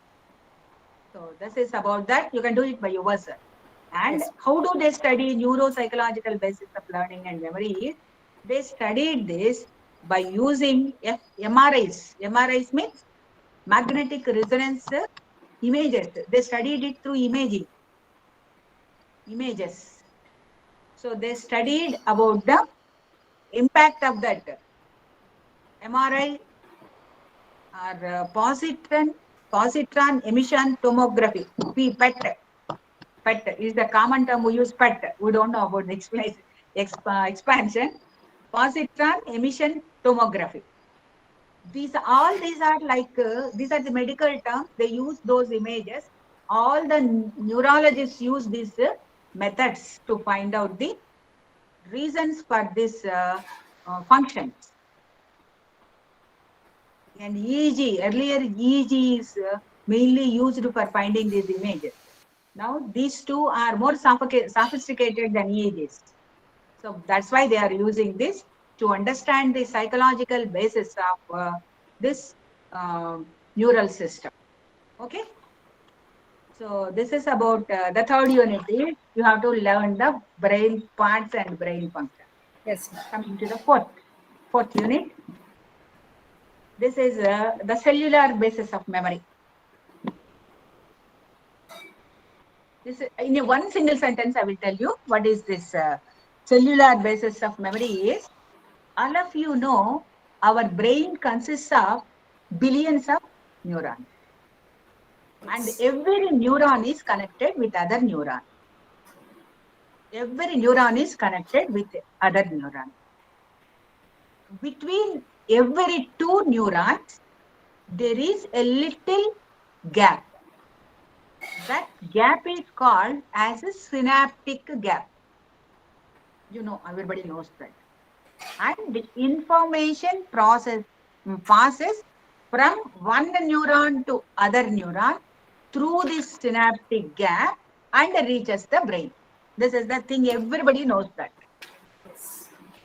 there are, in the synaptic gap, there are neural networks and there are neurotransmitters. Both are there, neurotransmitters as well as neural networks. This cellular theory says the memory depends upon the strength of the synaptic neural network. Synaptic neural network. If the synaptic neural networks are strong, then the learned material will be stored, memory will be more.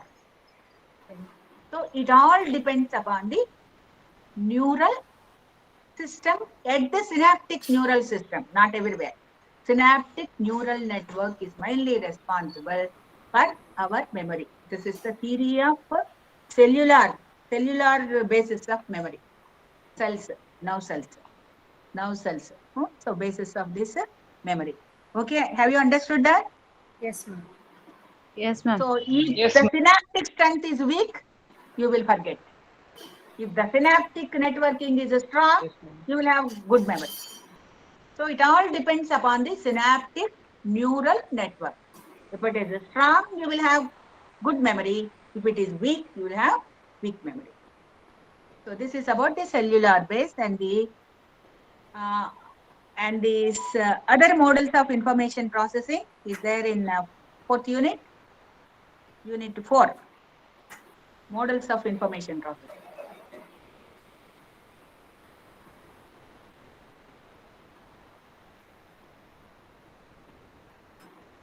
So here, basically the models of information processing are based on computational information. All the theories which were developed by cognitive psychology regarding information processing are based on so computer science. I told you that they took the information from computer science also. So computational processes they took and they have given this information. So here again, remember this, the basic concept is brain is the hardware and the mind is the software. Again, you have to remember that brain is the hardware and the mind is the software. With this concept, all the cognitive processing theories are made. So among them, and 3 theories are given, and I will give you one sentence for each theory. The first theory is about vague and normal model. Vague and normal model in this.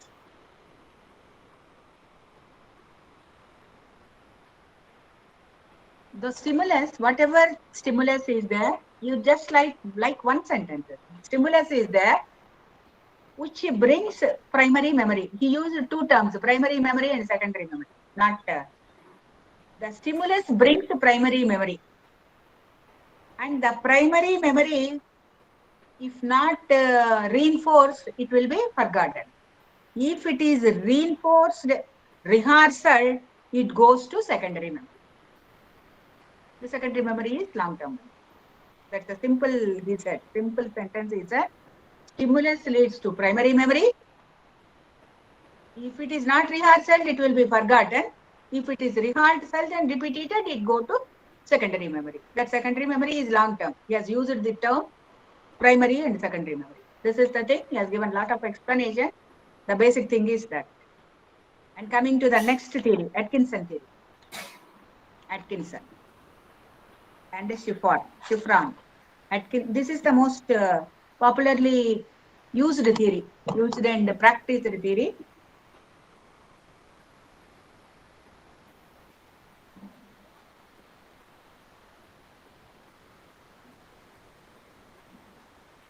First, the stimulus enters into sensory process. First level is the environmental stimulus entered into our sensory process. It stays for half a second. During that period, some information is forgotten. Half second, and it goes to the initial process takes place, and it goes to short-term memory. From sensory memory to short-term memory. Here, again, some in short-term memory, some information is forgotten. And it goes to this response if repeated,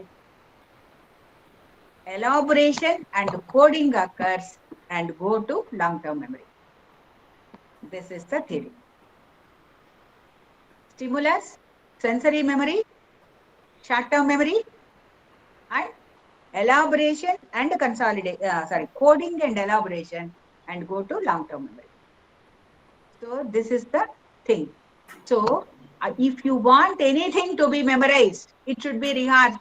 Remember this. No other way. ఒక్కసారి చదివి వదిలేస్తే నాకు వచ్చేసింది అని వదిలేసిన వాళ్ళు exam లో రాయలేరు. Whoever repeats, అందుకనే వాట్ ఇస్ దట్ కోచింగ్ సెంటర్లు కళ్ళు నిద్ర లేపడకండి వాళ్ళని టక టక టక ఏదైనా తీరి చెప్పేస్తారు. కళ్ళు మూసుకొనే చెప్తారు, కళ్ళు కూడా తెలవు. So many times they repeat it. If you repeat it, it will be consolidated. It goes to long-term memory and recollected it very quickly. Very quickly. There is no reasoning here. We are putting everything in a memory. Most of the examinations are memory based. Of course, logic is also there. If you understand, the sustainability in the memory will be more. If you understand the concept and send it to memory. So this is about, so it takes in sensory. చూడంగానే నాకు వచ్చేసిందండి, మా అబ్బాయి ఒక్కసారి చూడంగానే వచ్చేస్తుందండి అంటాడు. ఏం ఉపయోగం లే, ఒక్కసారి చూస్తే వస్తాయి. ఎవరికైనా process The intelligent person he has to repeat it. Unless it is repeated, intelligence will never work. It is analysis and all the things. Repetition and rehearsal is the most important thing. That's why the coaching centers are flourishing now. What they are doing is only repetition without understanding. Absolutely true, ma'am. Yes. This is also important. One of the factors where they have to reproduce. Repetition and revision is always required, ma'am. Repetition is required to put it in our memory. Yeah. And unless it is in our memory, we can't repeat it. We can't analyze it. Right? Right, ma'am. So unless the information is, if you are able to bring back the information, we cannot even analyze that. So this is about the Atkinson and Schifrin's model. So there is, these are the main important process of memory. So by this we have completed the first, what can say that this is the first book on cognitive psychology. This is because this is the first book, it took long time. So I have given, this is in a gist, what I am telling is what is the cognitive process I told you, what is the cognitive psychology research methods, and the basic thing of learning and memory. What is learning and memory? What is the domains of memory and learning? I told you about the sensory memory, short-term memory, and long-term memory. And what is the cognitive information processing? And then the Bloom's technology, Sternberg, and neuropsychological view. And then about the cellular basis of memory, I told you. And then models of information processing. 2 information processing models I told you. There is also third model is the levels of processing.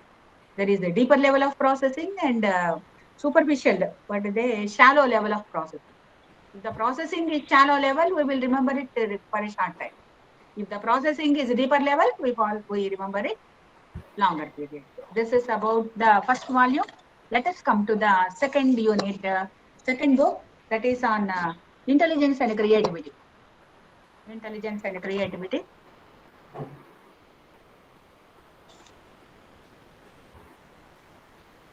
Yes.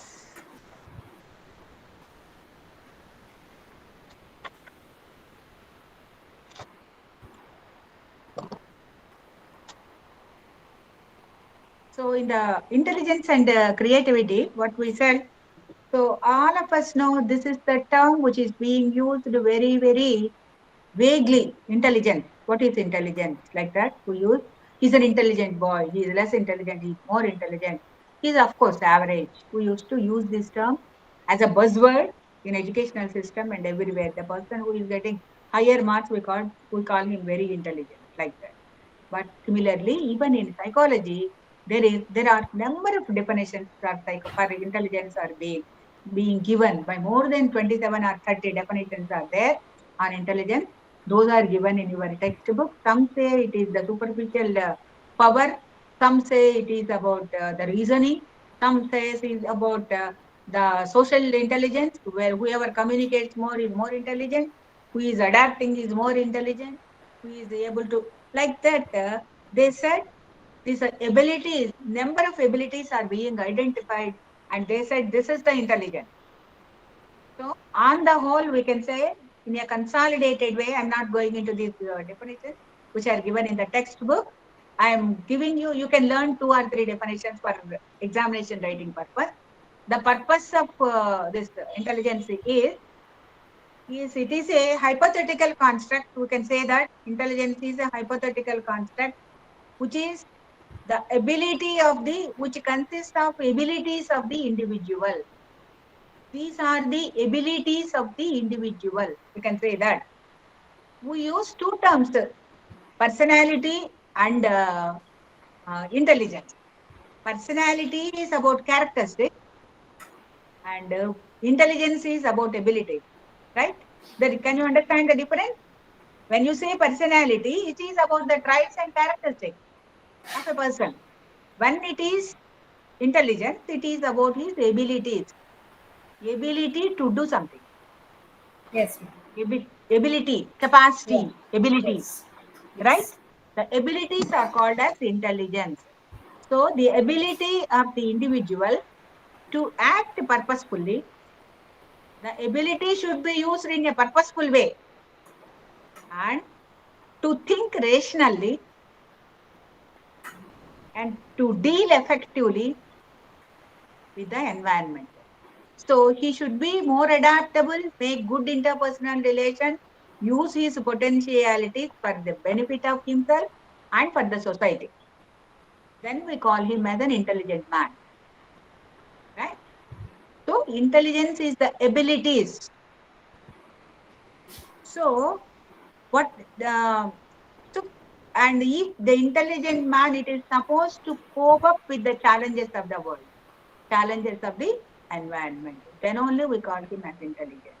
Chala intelligent andi, కానీ అసలు adjust అవ్వలేడు అంటే we can't say that he's not an intelligent.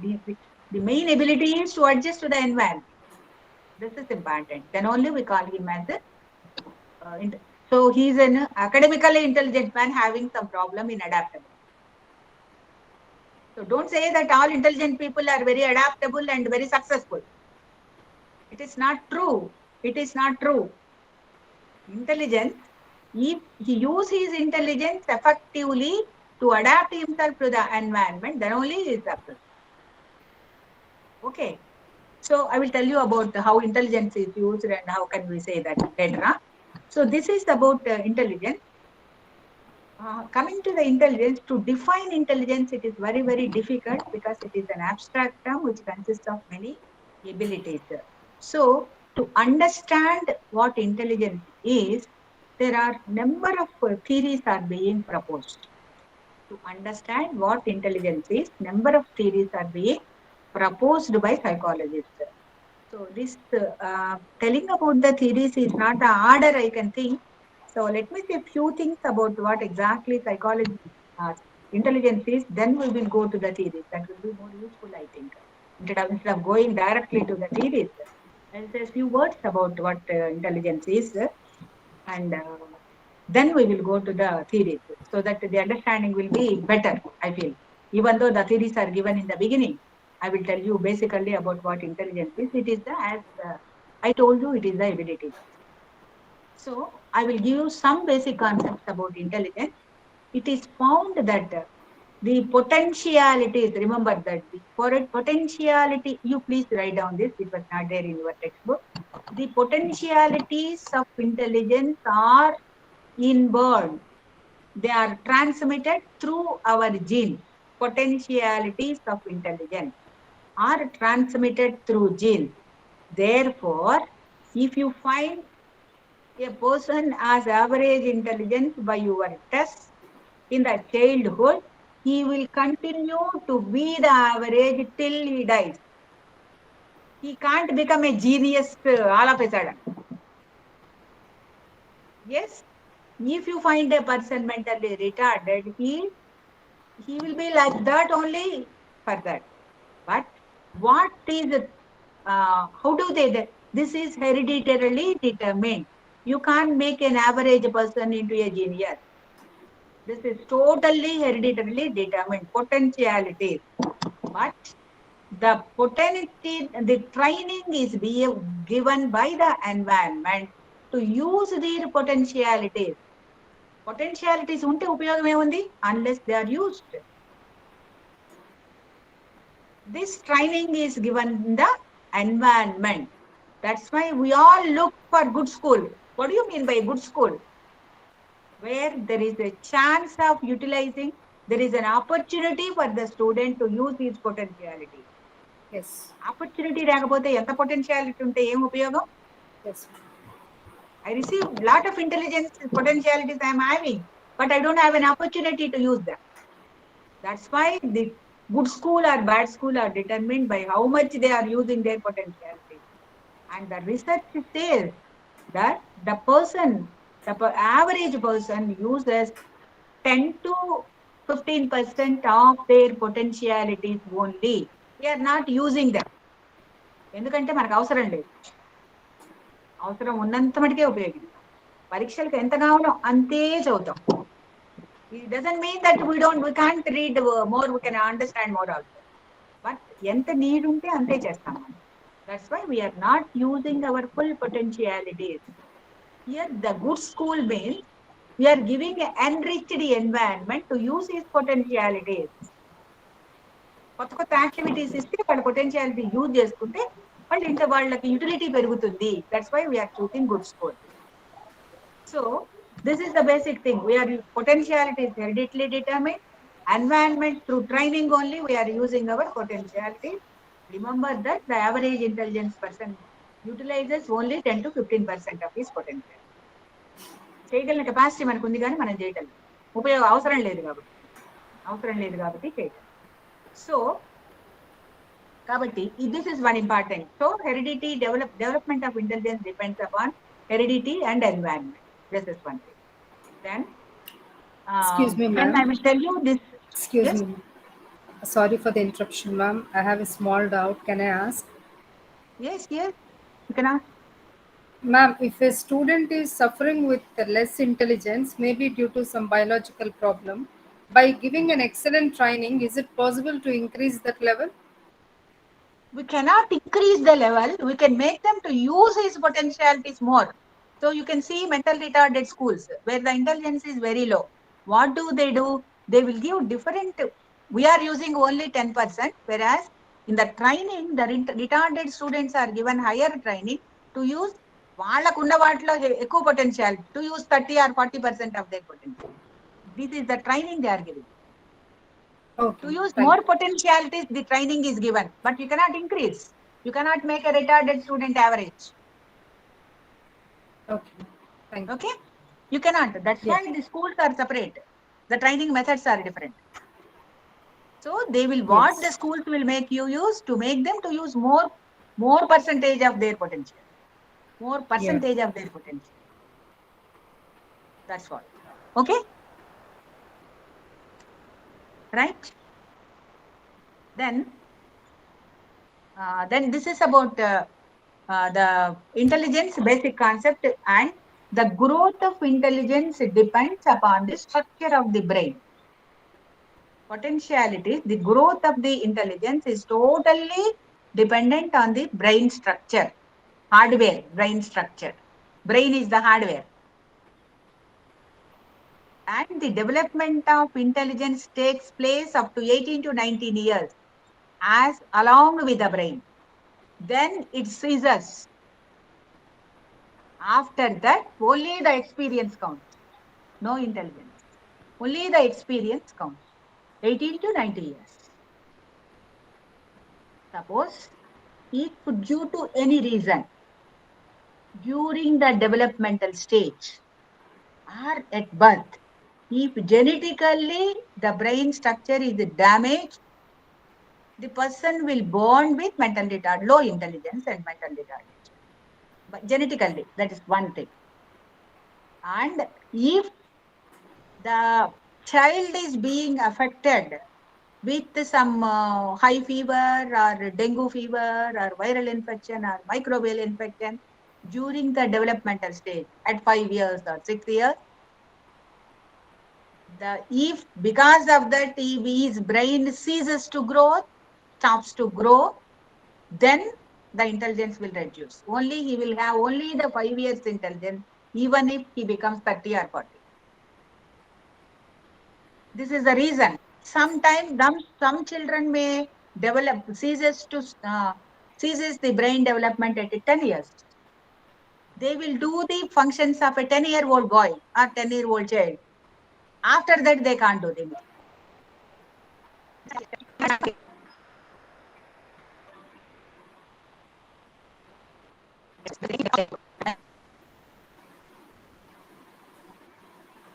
Madam, your voice is stopped. Okay. Check your voice. Okay. It's breaking. Okay. Okay, madam. Okay, madam. Okay. Okay. Right. So the development of the brain, whenever the development of the brain ceases, the development of the intelligence also stops there up to 18 years. After that, it doesn't have any impact on the brain. Okay. So this is about the development, and you will find in the society a normal distribution curve. Majority 66 to 70% of the people are of average intelligence. You will find the genius only 17 to 18% of the population are mentally retarded also 3%, 18 to 16 to 17%. Majority are 60 to 70% are of average intelligence with a little bit of difference. The difference is because of the use of their potential. That is the training difference. So the average intelligence is 72 of the population. That why all the schools, all the syllabus, everything is meant only for these average children. Okay. So this is the general structure of intelligence. You might be understand why the mental retarded schools, there are also schools for genius. Yes. Their intelligence IQ, high IQ, they cannot mingle with average students. They're having special schools. In Pune and Bangalore, we are having a school for gifted children. If the IQ is assessed by the intelligence, they cannot adapt well in the normal schools. The retardation is a problem and giftedness is also a problem in adaptability. Both are equally problematic to the parents. Right? The average is normally they will adapt the value to the situations and everything. Right. So now I will tell you about what are the concepts given by different theories on intelligence. The first theory is so to understand the intelligence theories, Binet in I think in London around in 1800 or somewhere 1830, 64 or somewhere during that period, the government asked the psychologists to find out, in spite of the same type of teaching, why the people are behaving or exhibiting different capacities. Same person is teaching, but there are 20 people here. The 20 people will have a different types of understanding. Why this is happening? Why the individual differences? This is the question asked by the government and assigned this activity to psychologists. So they said that they have conducted tests among the children, continuously thousands of children they tried, and they assessed the children. So based on the assessment by using some intelligence test, based on this assessment of the intelligence test in 1904, Spearman has given his theory of two-factor theory. He has given two-factor theory by using the results of the tests of Binet, by using factor analysis method. He has used mathematical methods, correlation analysis, and multi-statistical models. So mainly factor analysis. He has conducted the results of all these tests by using factor analysis, all the mathematical models, and he finds there are two factors which are impossible, which are important for intelligence, to measure intelligence. Two factors. He said one is a general G factor and another is a S factor, special factor. General factor and specific factor. These are the two factors.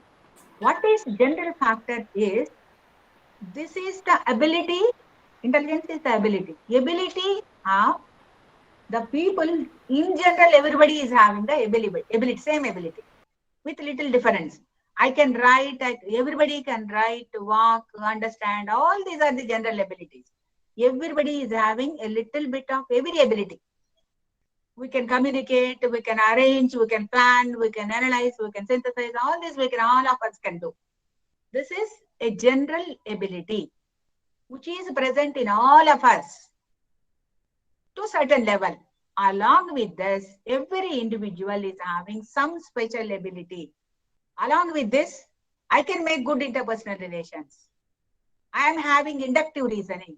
This is the extra ability. Special ability I am having along with the general abilities. This is called as a special ability. And the abilities in this different, not general things, is called as a general ability. The intelligence of a person is determined more by general ability than a special ability. Has given number of general abilities like verbal ability, comprehensive ability, spatial ability, like that many abilities were given. And all these comes under general abilities. Along with it, everybody is having a special ability. And based on this factor analysis and his theory, there is hundreds of tests were designed. Intelligence tests were designed by this theory. All the theories are mainly based to construct tests to measure intelligence. So why should you measure intelligence? There are mainly two purposes for measuring intelligence. Number one is for academic purpose, for guide the student for career guidance, for job selection, and thirdly for clinical purpose, that is mental retardation or some other problems. These are the three important purposes for which only we have to study about intelligence. For selecting the some jobs need highly intelligent people, like research and higher education, administration, foreign services, like that, where we need higher intelligent people. So for selection, we have to construct tests. So some of the posts, they doesn't need average intelligence is sufficient, they need some more personality traits, that is different.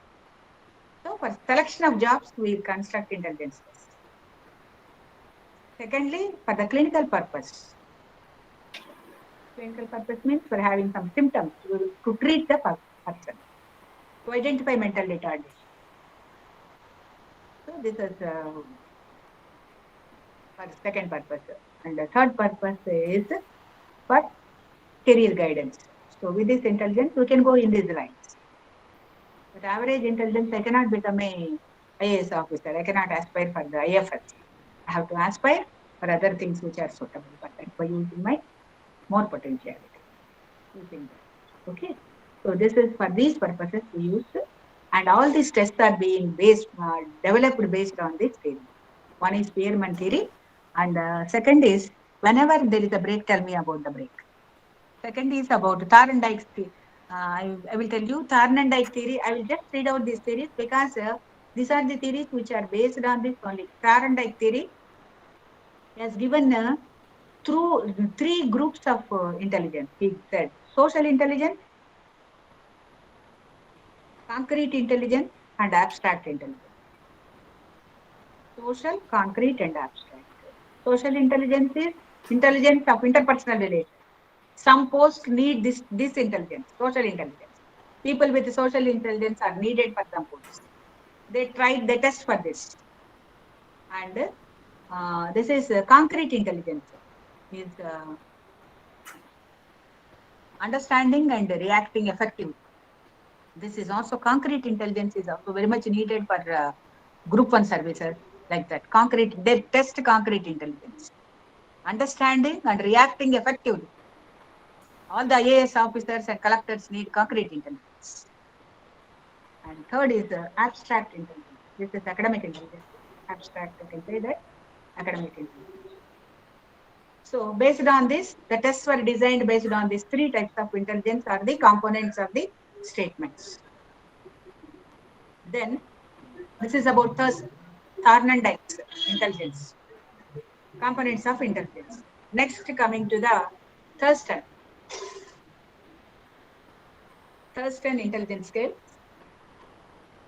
Is it 11? After completing these 4, I will make a break series. Yes, then we will go to the assessment later. Right? Yes, so in Thurston, he has given primary mental abilities. He has given, Thurston has given, his main concept is primary mental abilities. Primary mental abilities consist of, he has given 10 intelligence like that. What is this? Verbal ability, verbal fluency, comprehension, spatial ability, inductive reasoning, deductive reasoning, mathematical ability, like that he has given, spatial relations, like that. He has given primary mental abilities. So if you test all these mental abilities are incorporated in his test. I think you have to understand, whatever is the theory, based on their theory, they incorporate the questions relating to that particular area, abilities. So based on this Thurston, n number of tests were developed. Based on Thurston's primary mental abilities. Majority of the tests are based on, because every ability is covered here. Almost all abilities, spatial relations, inductive reasoning, deductive, everything is covered under his test, Thurston. So he's the very most effective test for developed based on the Thurston's primary mental abilities. Then comes about Guilford three-dimensional scale. But on the Guilford scale, not many tests were developed, but there are intelligence tests based on this. Guilford, he has given three-dimensional intelligence, three-dimensional concepts. His theory is called as Guilford theory is 3 dimensions is that. Dimensions. And each dimension is having so many factors. One dimension is content. Content is content is information, content. Yeah. And then second is operation. Third is product. So content, and you are having a content, we have to do some operation, means some activity, and that is the product. We have to measure all the 3. Content, using the content, using it up, we are doing something with the content, and then we have to get a product. So see, 2 and 3 are the content. These are the 2 numbers. Okay. Operation is multiplication. 2 into 3. Operation. Multiplication is the operation. What is the product? 6 is the product. This is his theory. 3-dimensional theory. Okay. Content, operations, and product. So he has given 5 contents. All the 5 sense organs: visual content, auditory content, symbiosis content, semantic, and behavior. 5 contents. You can get it in the textbook. 5 contents were given. And 5 operations has given. One is cognition, operation. Sometimes you have to recollect. Memory, operation is memory. We are doing memorizing that and getting the product. And sometimes divergent thinking, convergent thinking, and evaluation. We have to do all this with the contents, and you will get the products. Products may be result of these 2, may be a information we may get, unit, or a relationship you can establish. Because of the content and operation, you can establish a relationship, or system. You can establish a system and implications, whatever is that. So he has given 5 into 5 into 6, 6 products. By using the 5 contents and 5 operations, you will get 6 products. He said he made a matrix like that, which consists of 150 boxes. Okay. 150 boxes, which consists of 5 into 5 into 6. 3 Yes. based on this, many Guilford intelligence tests are separate, 3-dimensional tests. But developed in the earlier days, these tests are very, very common and very popularly used and very standard tests also, based on the Guilford theory. And the last theory which I want to tell is past model. This is completely cognitive theory. Past model, which is taking the brain as a brain stem.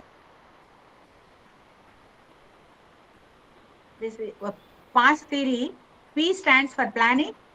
A stands for attention, arousal, and stimulation. And successive processing system. Successive processing system. This is the title of past theory. In this, simply I will tell you, this is the brain stem. Brain stem is attention. This is the place where you will get attention and arousal. When you have a stimulus outside, the attention and arousal take place at the brain stem. So this is the first unit, first function. After the arousal, this information goes to the occipital, parietal, or temporal lobes, whatever lobe. This is the second unit of function. This information goes to any of these 3 lobes, where this is the simultaneous successive processes occurs in these units. Processes occurs depending upon the stimulus.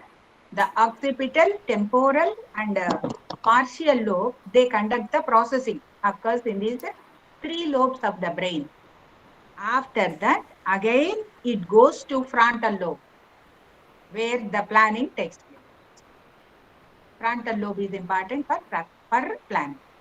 So these are the 3 brain structures, and this is the way how the theory of this is intelligence theory. How we'll learn how the intelligence takes place. This is one of the processing theory of past. This is information processing theory. This is called as information processing theory. So with this, we will. Shall we stop here? Yes, ma'am. Yeah. And these are the theories. We will take some break, and again we will meet at 11:15. Okay. So about the intelligence measurement, I will go quickly about the intelligence measurement and the creativity, and go to the second 2 units. So thank you. Thank you very much. Thank you, ma'am. Thank you, ma'am. Okay. Thank you, ma'am. Okay, thank you. Thank you, ma'am. Thank you.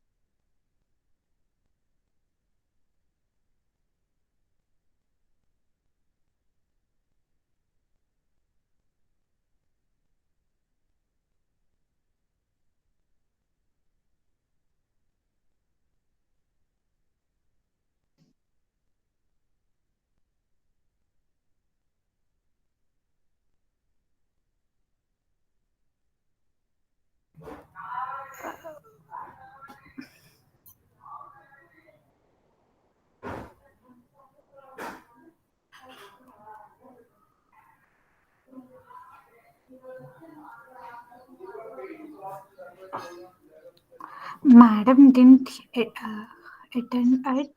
Is it that?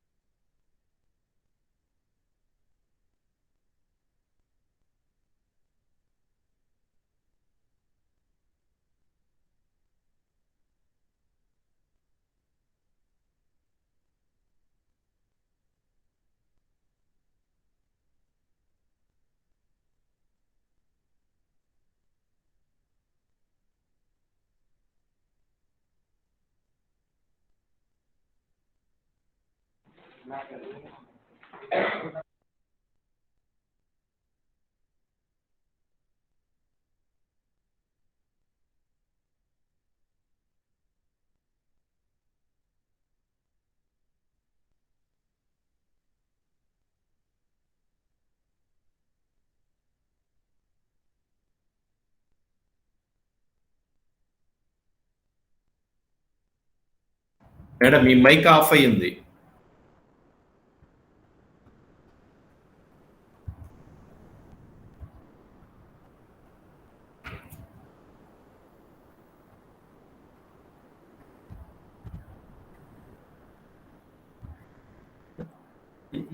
Me audio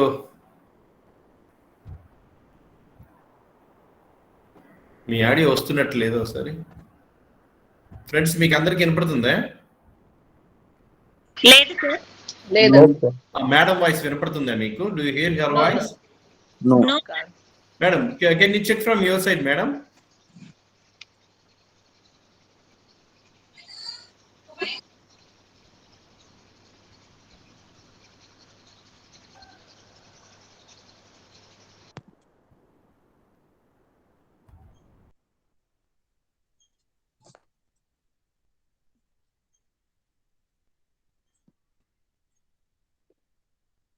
Hello? లేదు madam. Madam No? వినిపిస్తుంది madam. Yes. Now it's audible. Yeah, we can hear. Madam మాట్లాడండి ఒకసారి. Hello madam మాట్లాడండి. Madam మీ గొంతు వినపట్లేదు. వినపడుతుంది madam. Okay. Hello? Okay. Madam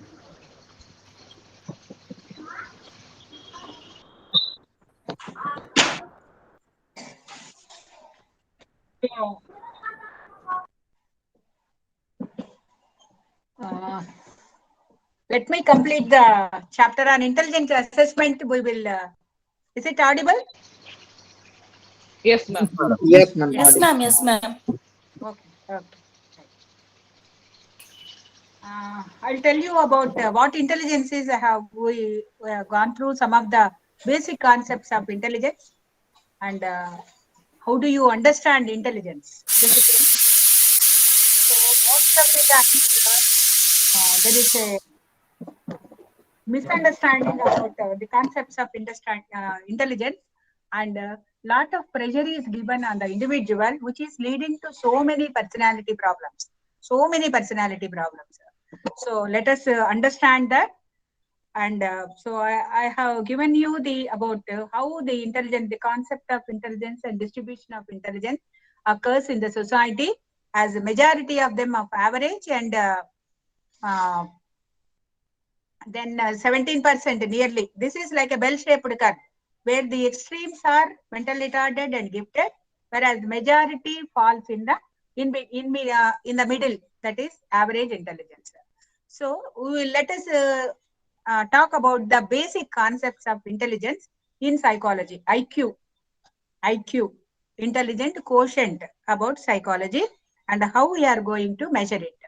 So as I told you in the beginning, there are a number of tests were developed, and especially you can say that Vinay is the first person who started constructing intelligence tests to measure the individual differences among the children. This is the first test, is called Binet-Simon test. B-I-N-E-T, T is silent. Binet-Simon test is the first test which was constructed by Binet and Simon to measure the intelligence of children. So while constructing the test, there are certain basic concepts what IQ is. You should have a clear understanding of what exactly IQ is. While constructing the test, Binet has used the thing that he has constructed certain tests and he collected information and constructed tests. So where the 75% of the people are able to do the test. Suppose he has taken 1,000 students, 5-year-old children. Among the 1,000, the activities which are being done by 75% of the students are taken as a trait of that particular age. Similarly, he calculated the abilities of the different age groups, 2 years, 3 years, 4 years, 5 years. These are if the normal person has to complete this type of, should consist of this type of abilities at this age. I think you are clear. 5-year student should have, 5 years child should have these abilities. 3 years child should have this ability. 6 years. So age appropriate norms he made, and he has given the abilities of different age groups. So what he said is, these are called mental abilities. He started measuring this MA. This is called as MA, mental abilities. So these are the abilities of particular age group, which is given by MA, mental abilities. And this is one concept which was given. And then he has also used another concept of CA. CA is the chronological age. Age as per CA is the chronological age as per his birth, as per his date of birth. This is the actual age of the child. Actual age of the child. Suppose what IQ means? This is a ratio, mental divided by chronological age into 100. This is the way. I'm not going all the details about this IQ. Mental age divided by chronological age into 100. Mental age is the age calculated based on the ability. Suppose if 10-year child is having all the abilities of 10-year-old boy, his mental age is 10 years. If a 7-year boy is having the abilities of a 7-year boy, his mental age is 7 years. Like that, he calculated the age, which what he said is mental age. Mental age is based on the child's ability. And the chronological is actual age. So now think about that. A child is having, a 10-year-old boy is having abilities of a 10-year-old child. What is his mental age? A 10-year-old boy is having the abilities of 10-year mental ability. What is his mental age? 10 years. 10 years. His actual age is, what is his chronological? 10 years. 10 by 10 into 100. So what is that? 100. So 100 being the average IQ. So the person is doing as per his age now.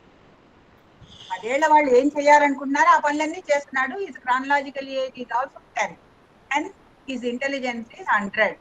So this is being called as average intelligence. Suppose this 10-year boy is completing the abilities of a 15-year-old boy. 15 years వాళ్ళు ఏం abilities చేస్తున్నారో అవన్నీ 10 ఏళ్ల వాడు చేస్తున్నాడు. What is his mental age? 15 divided by ma'am. 10 into 100. What is the actual age? 10. 10. 10 years. The IQ? 150. 150, ma'am. 150 is IQ. Even Einstein is having only 130 IQ. Right? So suppose a 10-year boy is not able to do work of a abilities of a 5-year-old child. What is his mental age? 5. 5. What is his chronological age? 10. 10. What is his IQ? 50. 50. 50 will be, he is mentally retarded. Mentally retarded means when mental retardation is there. His IQ is less than his age. So this thing you have to make it very clear. But as this is we are measuring the intelligence by his abilities. We are measuring the IQ by his abilities. No human being is always behaves in the same way. It changes from time to time. We can't ascertain, just like a thermometer, we can't show the same result always. We can't show the always same result. And they said that from 90 to 110, we are taking a range of scores. The child who is getting a score between 90 to 110 is being identified as a person with average intelligence. 90 to 110. 110 to 120 is 130 is identified as a person with above intelligence. 120 is above intelligence. Having above average, sorry, above average. 110 is normal, 110 to 120 as above average, and 120 or 130 we cannot keep the time. The scientist has taken it as a normal. After above 130 is called as gifted or genius. The child who is having an IQ of above 120 or 130 is being identified as a gifted. Very recently I have seen one of the child in this. His IQ is 160. We are looking in the papers also. 160 Indian born. So as per the test, 160 is the lifted child. Coming to the math. So 90 to 110 is average, 110 to 120 is above average, and 120 above 120 or 130 is this is one thing. Coming back, 70 to 90. 70 to 90 is called as below average. 70 to 98 is called as below average, and 60 to 70 is called borderline. We call it borderline, and below 50 we are calling them as mentally retarded. Right? This is the classification which we are following now. We can't say the exact number, a little bit one or two pages, right? Because this is a human ability. We can't perform in the same way. I can't teach in a similar way in another class. I may do better or I may do less. Right? Yeah. Ma'am, you are clearly, ma'am. I'm not clear. Voice కొంచెం disturbance ఉంది ma'am.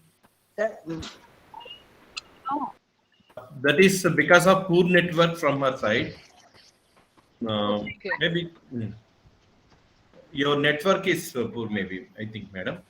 Is it Wi-Fi or phone?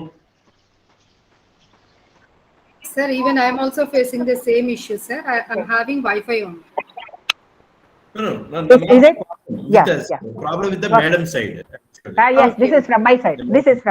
Okay. Now it is okay? Okay. Yes, sir. It's okay, madam. Yeah, better. Getting a license. Okay, That's right. better. So this is the exactly thing. 90 to 110 average, 110 to 120 above average. Above 120 we can say that this is gifted or what genius, whatever you can say. Genius is not there, only gifted children. Coming back, From 90 to 70, it is below average. And 50 to 70, we call them as borderline. And below 50 as mentally retarded. Mentally retarded. So these are the scales which are used and commonly followed at present. At present. So at present educational system, even the below average child can complete all the courses till PhD. This is the system which we are existing now by doing more work. And average and a little bit below average or above average is treated as a very intelligent person now, heading higher marks because he is using more potentialities. This all depends how much potential you are using on this. Yes. So this is the coming to the mental retardation. Now I told you that 50 to 70 are called as borderline. This is the term we use. Borderline means they are very normal and they will do very well up to 10 years, 10 or 12 years. That means first few classes they are doing well. After that, they are not able to understand the complicated procedures, the complicated mathematics. And so because of that, because they are doing well up to 12th class, parents used to think the boy is good. Because of the school, the child is not doing well. Because of the teacher, the school is not, or because of the friend. And they used to torture the child. I say the term is whether it's good or not, I don't know. They used to pester the child. You are not doing well. Do it. More tuitions, more sending that. And always showing a negative impact on that. He will be treated. He cannot reach that because of the intellectual level. But he is socially forced to do that. In these conditions, they will develop certain personality disorders. They may run away from homes, not able to face this, and they become so they are sometimes deprived of affection and which is required at that age. So they run away from the homes, most of the children at that age, because they are more pressurized on academic issues. So I will tell you simple example. The student who got 90 marks in 10th class. Oh, anybody in Andhra Pradesh can get 90 marks in mathematics. Then he was given IIT session and he is not able to follow that. Then what is the result? We are understanding what the result is. He is pestered and the parents are selling their properties and admitting this child in selling the acres of land and sending the thinking that because he got 90% marks, if I don't admit him in a good college, then I am doing some injustice to my child. I'm not going up to the mark to my child. So let me sell this and do this. When he enters into the intermediate course, he is not able to follow those logics and things. So marks are not the criteria. Let us remember. Even in the 10th class of state syllabus, they will give the same numbers and same mathematics of the textbook. They will do it repeatedly again and again. They can get 90 marks. Getting 90 marks is not a big deal at present. So more decepting and more making the people more discomfort in their intermediate level. So this is what is happening. And those are the borderline. They develop many of the personality disorders. So we should be careful about that. This is the borderline is very dangerous group. Sometimes they are the victims of and they will be pampered by the dacoit groups and antisocial groups. They will be pampered because they are deprived of love and affection at home. That will be provided by these groups and they will be attached to them and they will do whatever they say. They are having low in moral values. So this is a very dangerous group. And below 50, they are having mental retardation. Mental retardation they are having. And there are, of course, different levels of mental retardation. You can find some are having the very low. So I will simply say one category only. When their intellectual level is stopped from the birth, it is okay.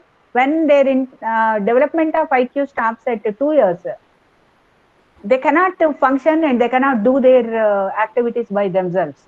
So they will be treated as institutional children. They cannot do even their basic things also. If their intelligence stops at 5 or 6 years, they will have a problem with language and to communicate, but they can do some of the activities by themselves. There are also problems regarding walking and communication also, but they can be given a little bit of training for them. So that is one group. There are certain students who are whose IQ stops at 10 or 11 years, 11 or 12 years, where they are not good for academics, knowledge things, but they are good for vocational jobs. So in all the mental retarded institutions, they are trainables. We can train them on certain vocation. In many of the, you might be knowing about NIMH at Hyderabad. Many mentally handicapped institutes are there where they will train the students who are having a borderline IQ for some vocation, like for vinyl making, chalk piece making, and some DTP work. DTP, not DTP, it is binding and book binding. Like that, they are using the repetitive work they can do. They can't use their intelligence, but they can do repetitive work. In some of the here, we are having where they will make candles.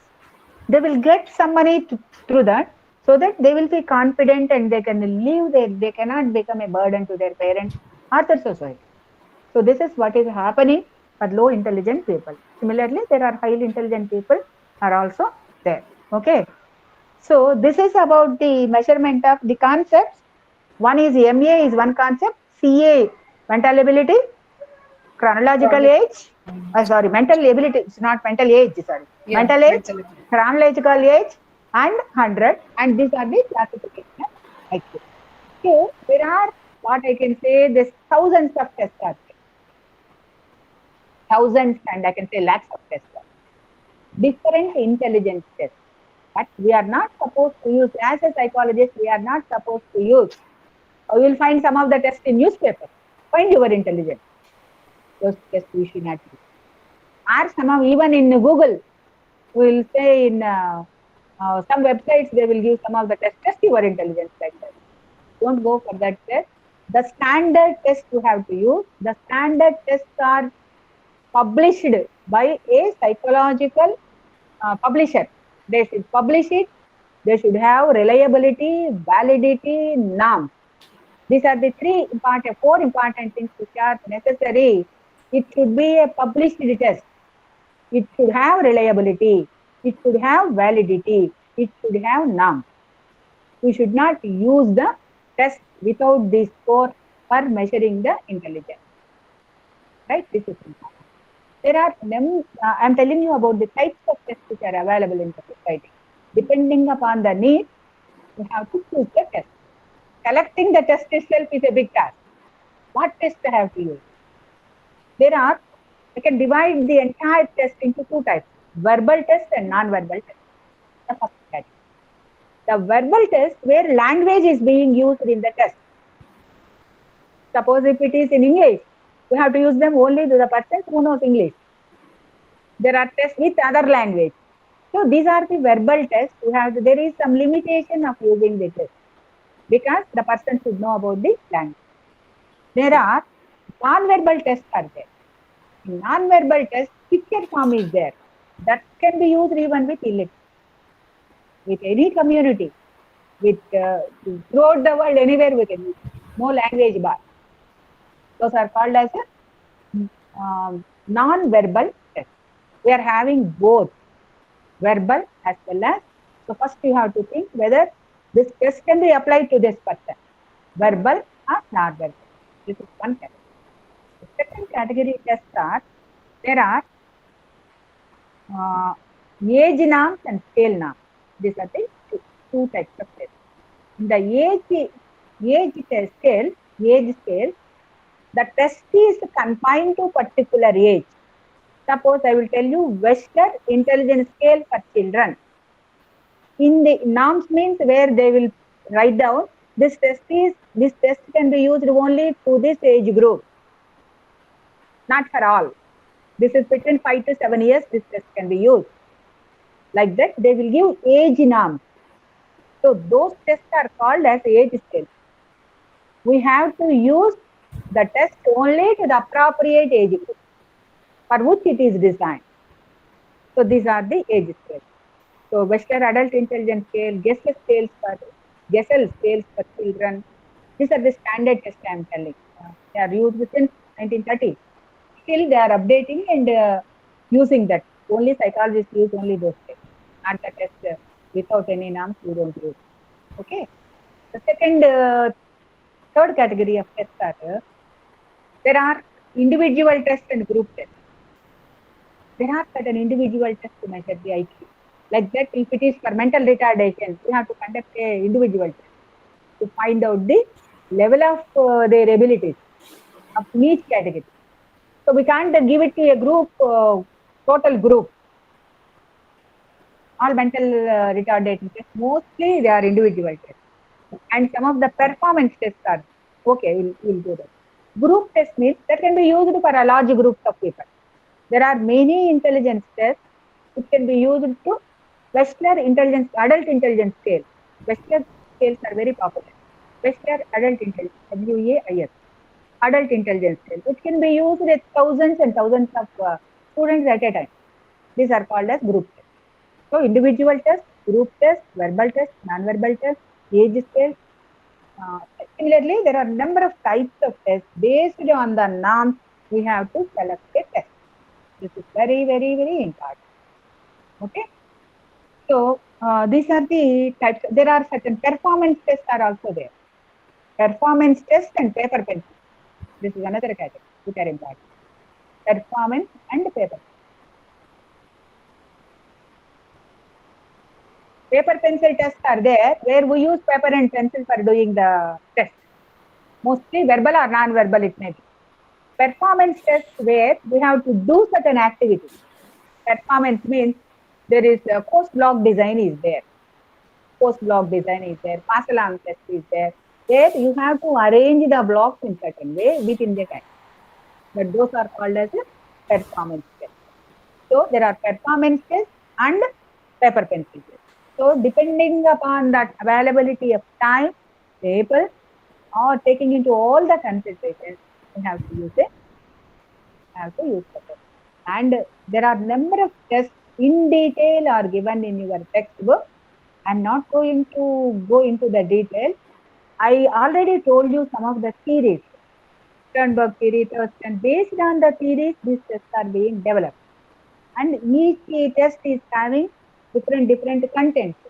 So I will tell you in examination, they are asking some popular tests which are given in your textbook. Explain this test, that's so intelligent. Like that they are asking in the exam. If you go to the old papers, you will find out. So you just find out and we have to remember it, nothing more than. There is no other way. So that's why I'm not going to waste time on that. You go read it, remember it, and what are the contents of the test, and to whom it was used. So when do you use it? So this is about who prepared it. Okay. So this is about the assessment of people. Okay. Are you clear? Yes, ma'am. Shall we go to the next? Yes, so yes, we have completed almost about the intelligence. So I think you had some idea about intelligence. What is that? And you came out of the misconceptions about intelligence. Many misconceptions we are having about. So this is about intelligence. Then the other part of that is creativity in the group. Fourth unit is on creativity and problem solving. We are not doing about problem solving. There is one more book on problem solving. So now we will do only on the creativity. So what is the creativity? Can we remember? Can we develop this? Or is it innate? There are so many questions we used to have. Because at the present time, creativity and innovation is at the top. In the competitive, global competitive world, unless you create nothing, you are innovative, even people are not thinking about that. New idea is very much needed in the competitive world. Very competitive. Old ideas are never followed, never successful. So we should have some new idea about that. So that's why innovation and creativity has taken very important nowadays. And even in schools, they start doing the creative work, creative developing. They are using certain activities to develop creativity among the students. It is one way I can say that It is opening your mind. It is divergent thinking, not in the normal way. The thinking is divergent, not convergent. And the culture, here the culture part is very important. Earlier, the culture never invited new thoughts. It insisted the people to follow the old norms and old thoughts and old procedures. And people used to feel very proud when they say that I am following the age-old norm. I have not changed. No, that is not the condition at present. Unless you change as per the and be creative to adapt yourself to the changing social scenario. Yeah, what you are saying. So in this, I will tell you, it is this is unusual thinking. Everybody uses pencil only for writing. If you use another use of pencil for what I can say that for using opening something or for using like a scale. So these are the novel use. So it should be unusual, novel, and it is a useful thing also. It should not be destructive. Useful thing, and it is the imagination. These are the psychological concepts which are important. Divergent thinking, imagination, unusual thinking. This thinking is one of the important ingredients of creativity, and you have to think in unusual and useful way. So you can see number of creative things in the market. Creativity has enhanced like anything. People are thinking about creativity because of the competition edge. Everything, and mindset is that they want new things every time. They don't want to purchase the same fridge next time. They want some novelty there. Even in the car, even the goods, everywhere, even the dress. I don't want to wear in the same fashion. I want to change it. This change has become a buzzword, and a novelty has become a buzzword. So in this scenario, creativity, even in schools, they are thinking of developing creativity among the people. So the creativity is very important. It is responsible for civilization. So when people think, when the Wright brothers see the birds and think, they thought of doing something to be like they think novel. So even earlier, so many people have seen that birds are flying. Even before, birds are flying in the sky only. So like that, Newton, apple was falling down only. Even gravitational law was to form. But he is a creative person who thought divergently. You have to think differently. So the divergent people are really the founders of, I think, new society, and this is very, very important. So, and cognitive psychologist says that the creativity is an intellectual ability. I can say they define the concept of creativity as a part of intelligence. That's why the same are given in the same unit. As part of intelligence, highly intelligent people, that is the two people who are having more than 120, will have more creativity. That is their assumption, cognitive psychologist assumption. Cognitive psychologists, the people who are having high intelligence are having the ability of divergent thinking and unusual thinking. So the research has support, and it consists of what they said is cognitive psychologists said it is synthesis, analytical skill, synthetic skill, analytical skill, and practical and contextual skills. This is being one of the contextual skills are being added. Even in we have overlooked that Gordon-Murphy's theory, Gordon-Murphy's multi-factor intelligence theory. What he said, there are 8 types of intelligence. He said, Gardner-Murphy. He said that there are 8 types: verbal intelligence, kinesthetic intelligence. This is basically his intelligence theory is basically meant for career guidance. So he has given a test, intelligence test like that. Gardner Murphy's multiple intelligence test. His theory is multiple intelligence theory. Intelligence is not one thing, it consists of many things. The first thing is kinesthetic intelligence. Kinesthetic means body movement. If he has given 4 or 5 statements, and you have to write 1, 2, 3, 4. I think he has given. If that activity is low, you have to put 1. If that activity is high, you have to put 4. Like that, under each intelligence, he put 4 statements. The first is kinesthetic intelligence. Under this, he put 4 statements. And you are asked to put answer till the number which applies to you. Like that, he has given all the 8. That is kinesthetic intelligence, verbal comprehension, interpersonal intelligence, intrapersonal intelligence, and what is that? Mathematical intelligence and spatial relations. Like that, he has given 8. He has given musical intelligence, like that. He has given 8. This is very widely used in career guidance. Very widely used. So for each intelligence area, if you add the numbers which you encircled, you will get a score. So you will get 8 scores. The score, and then what he said is, suppose you are having high kinesthetic intelligence, you are suitable for work with body. Like you may become a sports person, or you may do a dancer. If you go in those lines, you will be successful in that because you are high in that. If you are having good at interpersonal relations, if you got a high score in interpersonal intelligence, you can choose the options. You can go, if you go into those lines, like interpersonal, where the interpersonal marketing or leadership, where the interpersonal relations are very important, then you will be successful there.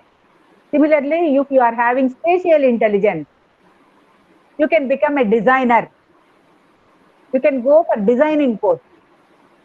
Any designing spatial relations, you can design very well. So that's the way he said. This is mainly, even today, it is used for career guidance. For 10th class students, or intermediate students or 10th class students who will give the test, we will find out what is the area where they are good at, the 8 area, and corresponding jobs. Corresponding professions he has given, not the jobs, professions. So you can divert yourself towards the profession. Suppose if you are good at even interpersonal relations good, you can go for as a politician or as a politician. Suppose if you are having good intrapersonal relations, intrapersonal intelligence, you can become a teacher. You can become a priest. Like that, he has given certain professions. And it is found that most of the time it is very successful. I myself used it with my students for so many years. And they said, yes, ma'am, this is my interest. I want to go in these lines. So this is really a very good test. Gardner Murphy has a design with multiple intelligence tests. You can go through the test. You can have it. It is very popular. You can find the test. So this is about the things. There are similarly creativity is also given in that. So this is about the test, and where he said the cognitive people said that it is the analytical skills, practical, contextual skills are important for developing, are the contents of creativity. These are the contents of creativity. So you might understand what creativity concept is. I'm telling about it. And there are number of tests to measure your creativity. Tests are there to measure your creativity. So the tests are basically, you can divide them into through fluency. One is the fluency, flexibility, originality, elaboration. These are some of the ways of testing your creativity. Suppose, a simple test I will tell you. I will ask my students, I will give you 1-2 minutes time. Within that time, write down as quickly as possible the objects which are round in shape. So people used to write within 2 minutes. They will go on writing quickly with whatever comes to them which appears to be round. So usually I found that it is only 16, 17 or 18. Some wrote 20. Below 30, 20. They used to write in 2 minutes. So one day when I gave this test to this for fun, I am telling, I gave this test to engineering students. One of the boys said, I wrote 45, ma'am.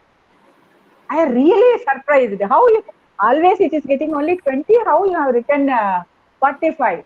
Then bring your paper. Then he brought the paper and I came to know, he said, I asked round subject. He said, idli, gare, vada. This is direct thinking. And again he is asking, rava idli, ordinary idli. that he has written 40, really he has written 40. All this, you said only round objects. I got only foods. All 40 foods. Dosa, minapa dosa, allam dosa, onion dosa, like that he has written. So it is not, this is also creativity. Really, I am surprised. So usually everybody is writing 20. Why he got 40? This is the thing he has written. So this is another, this is also creativity. Yes. This is also another way. So he thought novelly.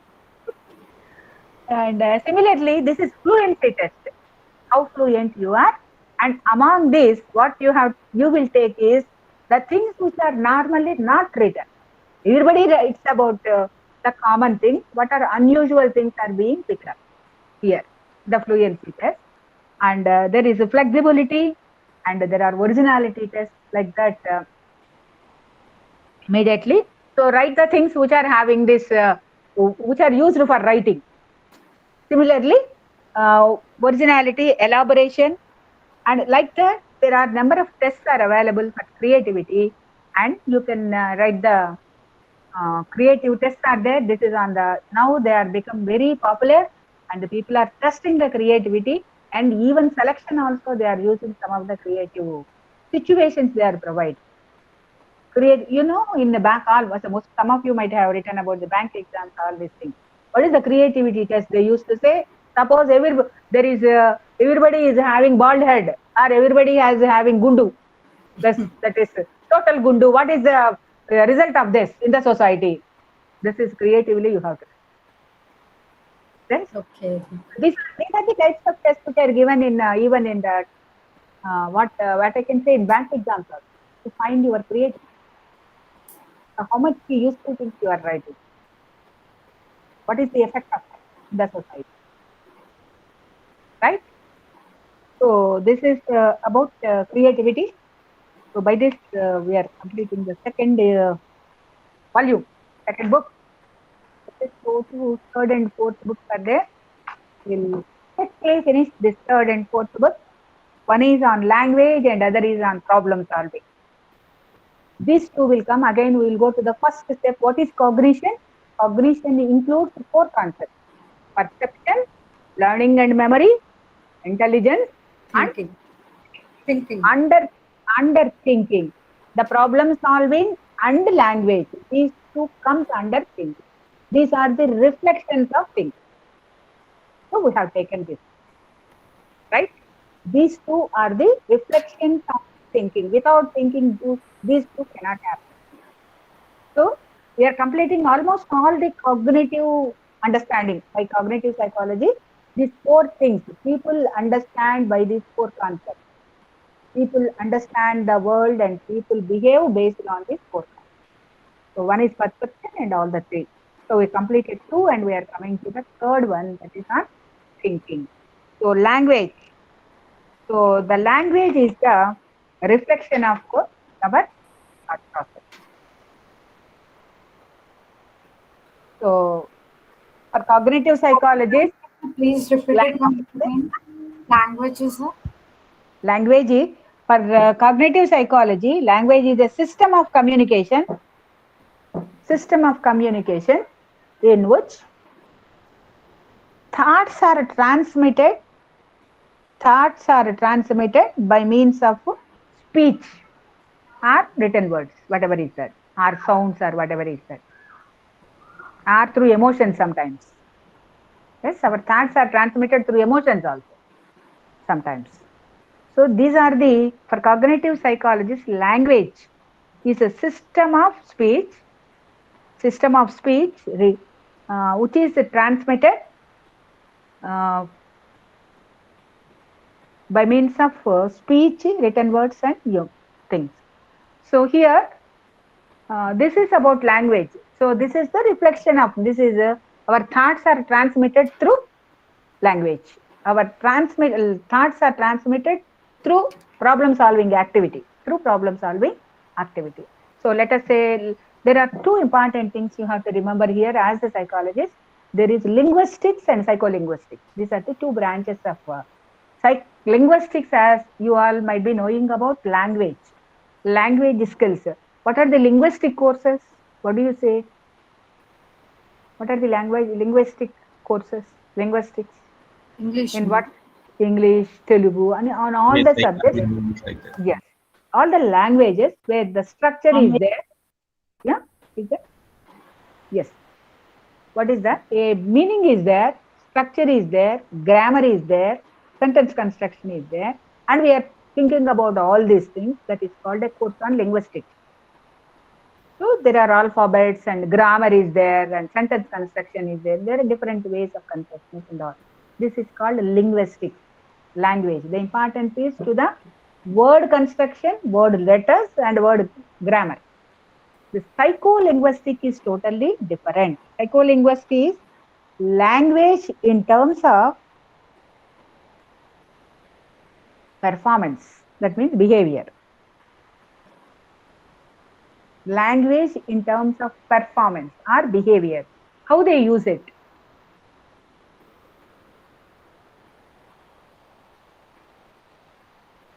How they use it. So here by performance means language by performance means I am uttering a word idiot. Suppose, let me say example. Idiot is the spelling is being analyzed by linguistics people. When it was you. Then psycholinguistics, what do you say? Why you used this word? What is the thought behind this? What is your perception of the person? So we are thinking not about the word, not about the meaning of the word. I may not be knowing about the meaning, but I use the idiot. Majority of the times we use some of the scolding words without knowing the meaning of it. Right? Here, my emotion is I am angry with the person. In these days, both DK. Yes. What is the meaning of that? Or some psycholinguistic people used to tell the meaning, but we don't know the meaning. But we are using it to say something. Our thought process and behavior is being reflected. Our voice behavior means it includes voice. Randy, if you say it so loudly means that means I am not happy, but I am inviting because there is no other way. The uttering of the sound Randy says so many meanings to the other person. The voice has so much of impact. That's why this is language is not the language. It sometimes I will express my anger. Kucho. That says I'm angry and I will asking them to sit. Yeah. I'm asking them to sit. Okay, sit is a word. Linguistic people say sit means sit down. But my meaning is I'm very angry, and I said the power of that is my emotion is being seen there. Yeah. In psycholinguistics, what we do is we will think about the performance, the thought behind that word. This is psycholinguistics. Psycholinguistics is we are thinking, we are focusing on the thought behind this word, not on the meaning or not on the grammar. What is the thought behind that? What is the emotion behind that? What is our reflection behind this? So this is called as a psycholinguistics. So according to cognitive psychologists, language is not simply learning to talk. It is learning to think. Language is learning to think. So that's why I told you it comes under thinking faculty. For psychologists, language is learning to think. Learning to think. So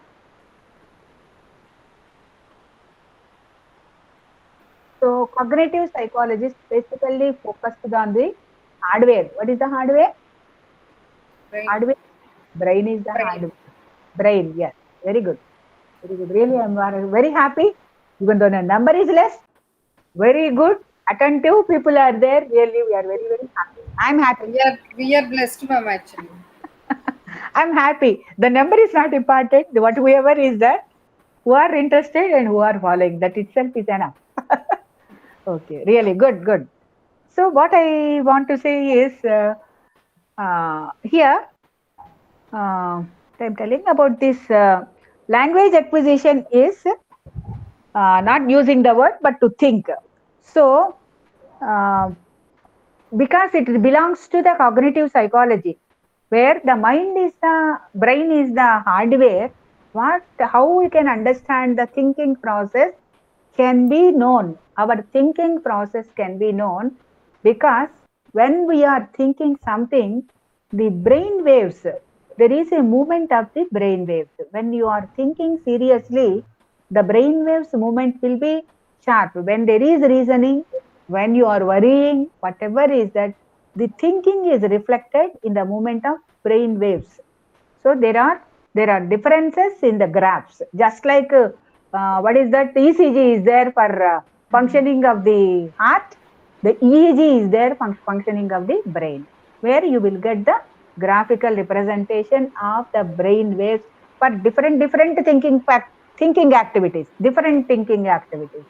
By studying those images by MRI also is now it is available.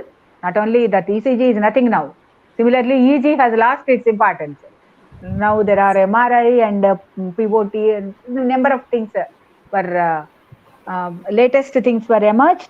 By observing those things, the thinking process of language is being observed. How to acquire thinking is being observed by cognitive psychology. Okay. There are different theories about this language development, about this language, how people develop language. So the behavioristic theory is how do you learn? I told you number of approaches in the beginning itself. So the first approach is behavioristic approach, what we follow most of the time. So how do you learn language? Behavioristic people said through imitation. We imitate. When the people are talking in Telugu at home, we learn Telugu. When people are talking whatever language, we imitate. The child imitates and learns the language. The child imitates and learns the language. And they learn the words which are being reinforced. When you say a word, people appreciate me. So I used to repeat the word again and again. I love you. The child says to her mother and says, I love you, mommy. Then the mommy will give her a chocolate. So this is a word which will be reinforced. Then she used to apply that whenever she needs. When you say, I love you, it is a word which is reinforced. So she learns that word. So similarly, by imitation, by sometimes role modeling, by modeling people, also we learn by reinforcement. So these are the three ways we learn language. This is the behavioristic view. That's why to prove this, they send some children to the forest from the beginning, from the birth onwards. They were brought up in a forest area, 6-7 months. They start conversing, communicating with other animals only with sounds, not with language. Yes, then they said that it is an imitative process. We learn language through imitation. If you don't have an opportunity to imitate people, we don't get that language. Whatever language is given an opportunity for us in the environment to imitate, we learn that language. Usually, the mother tongue is learned because we are exposed to that.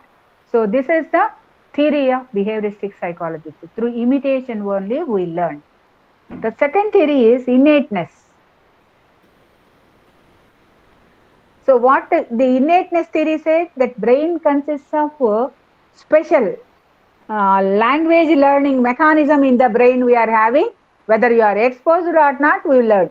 There is an innate system which is present in our brain, hence we learn. But this was to some extent by birth the child is having that, that's why they learn. But it was is being for criticism by many of the psychologists on this. They criticized that this theory of innateness, they learn through their mechanism. Why people learn different languages then? There is so many questions and criticisms on this innate theory.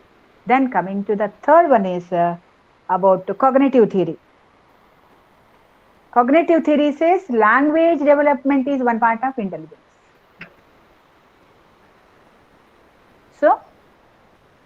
So as how do you develop is one part of intelligence. How the intelligence develops? As we grow, the intelligence develops. So that's why in childhood we talk only babbling and one-word words, two-word words. Later we learn sentences. Later we understand complicated things. Later we are able to express our ideas, thought process in words. So language develops along with our intellectual line. That means with a stream. So that is the reason they said this is the cognitive people's idea. So it is part of intelligence. As we grow in intelligence, the language skills also increases. So this is about the cognitive idea. There is also some next theory is interaction theory. This is a common sense what we say. Interaction theory is that if you interact more, if the interaction between the caregiver and the child is more, or the mother and the child is more, interaction is more. People used to talk unnecessarily whether they respond or not. We used to talk with our child. So expressing our ideas. So that interaction makes us to understand well and learn language well. So some said this interaction is very important. Now there are having language defects are being found in Western countries now, where they are kept before a TV where the interaction is less. Because the interaction is less, they are not able to learn the language well. Their language development is slow because they don't have an interaction. We are in the joint family system. Everybody used to talk with the child whether they understand it or not. Say something to express their love. Yes, ma'am. Right? So that's why our language development is more. Now we are finding many artistic children also. This is what they are telling because there is nobody to either to imitate or to interact. You are kept alone with the TV. So now the people are thinking of bringing about changes in the computer system to interact with the child. As people are busy. So we don't find that. We are finding something that is artificial intelligence. People are being associated with this computers and all the things to interact. Yes. They are doing interaction, no doubt in it. Not with people. Okay. So this is interactive theory says that interaction between child and the caregivers is more important. So, and again, you will, this very important thing about language development was given by Piaget, P-I-A-G-A-T, Piaget, T is silent. You will find this theory in your, lifespan development thoroughly. This is very important theory there. I'm just giving the briefly. There are 5 stages: pre-sensory, sensory motor stage, and pre-operational stage, and the concrete operational stage, and the formal operational stage. These are the 5 stages.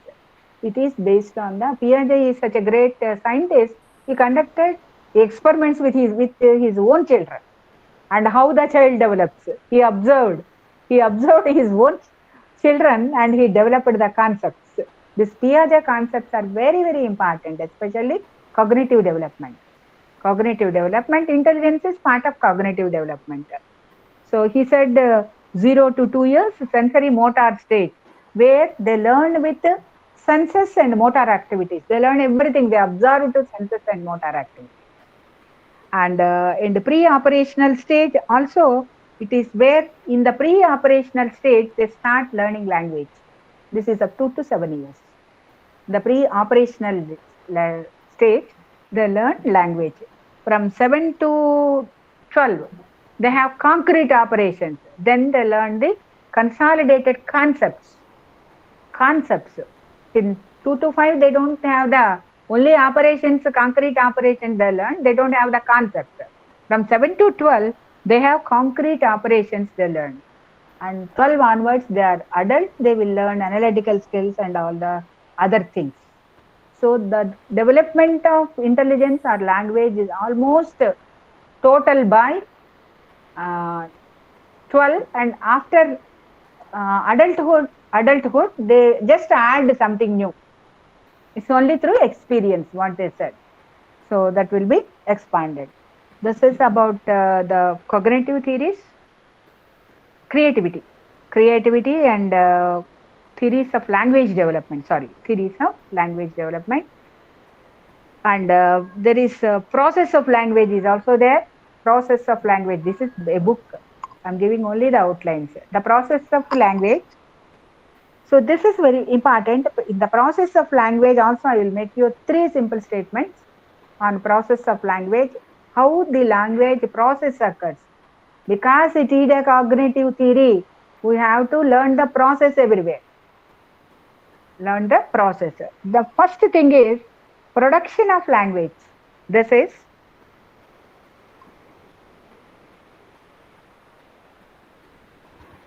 how do you converse? This is the process of language, means how do you want to talk or converse with others, or you can explain yourself with language.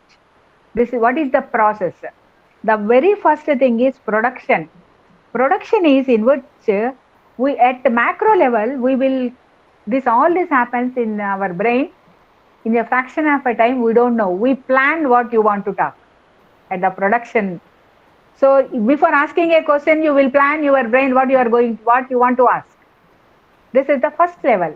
Planning of the macro level, you plan. Oh, these are the things I want to ask. And then planning of sentences. Then the second level, you plan the sentence. And the third level, what are the details of the sentence? What are the contents of the sentence? Constituents.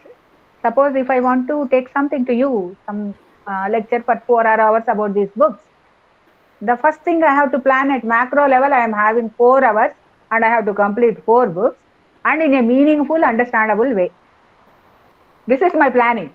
It should be not like that. It should be meaningful to others also. So the purpose is that. So I should make it more meaningful. This is my planning procedure. Then I add, these are the things I want to do. Sentence, I will make some of the things. After that, what are the content I want to include in my discourse? This is the third level. And fourth level is articulation. This is what I will speak. Details. I will make that and articulate. Some of the times, because of so you can understand, you can now observe me. While as I want to complete all this quickly, because the time is going up, sometimes I am using wrong words now and then. Have you find out that? One word we are using instead of production, I am using some other word. This is a slip of the tongue occurs because of the anxiety. It doesn't mean anxiety to finish it quickly. Yes. This is happening, right? Yes. This is called as slips of the tongue. Also happens because of this. Because to complete the thing in the discourse or in telling something.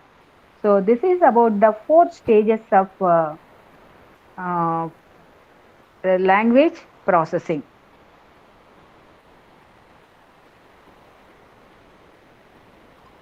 Then I will tell you about the speech perception. This is also psychological aspect.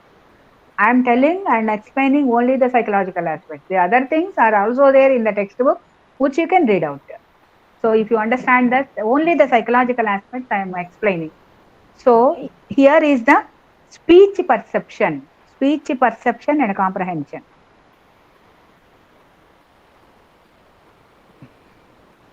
Speech perception differs from the speech sounds. Speech perception differs from the speech sounds that actually reach our own ears.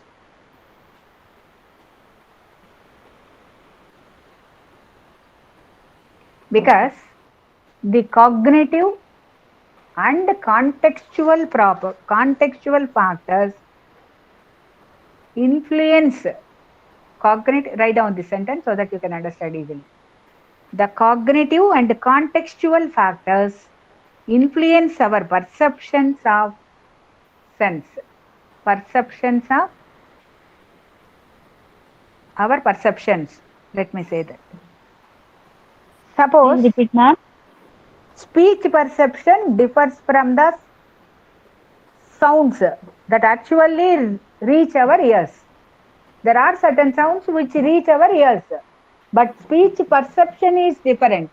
This perception means how you understand the speech. Depends upon many factors. How you understand this. One of the factor is about the context. About the context you are understanding. Suppose if anybody calls you Ra, because this is the time is 12:30, people are calling you for lunch. Because Ra word doesn't mean Annaనికి రాని కాదు.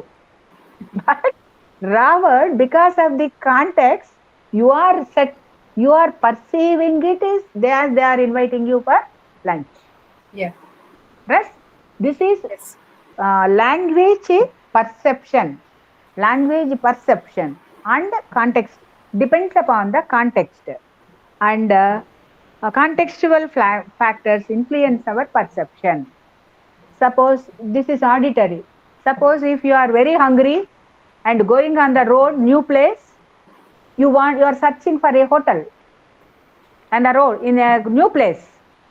Suppose if you see a board like hostel, how do you read it? Hotel. You read it as a hotel because your mindset is you are searching for a hotel. If you see Yes. HO, it is hotel. It is not hostel. Yes. This is the perception. Perception plays a major role. Otherwise, you don't perceive. You know the spelling of hostel. You know the spelling of hotel. But you are perceiving it as a hotel because you are hungry. So your state, context, all this will make you to perceive the language in different ways by different people. This is called as language perception. Language, speech perception, speech or language, speech perception and comprehension. How do you understand? How do you perceive and understand depends upon many factors. Like the contextual factors and also your condition also. Your condition also resembles you. So, while this is about the language, and the third unit is about multilingualism. Multilingualism is there. So I will quickly finish it up. You all know about multilingualism. Learning and able to talk in more than one language. More than one language. If you are knowledge of more than one language for a person, is known as bilingualism. If you know only two, bilingual. If you know more than two, polylingual. And multilingual, if you know more than two, is called as a multilingual. So able to switch off from one language to other language whenever there is a need quickly. That is the bilingual ability. I am switching off to Telugu and English.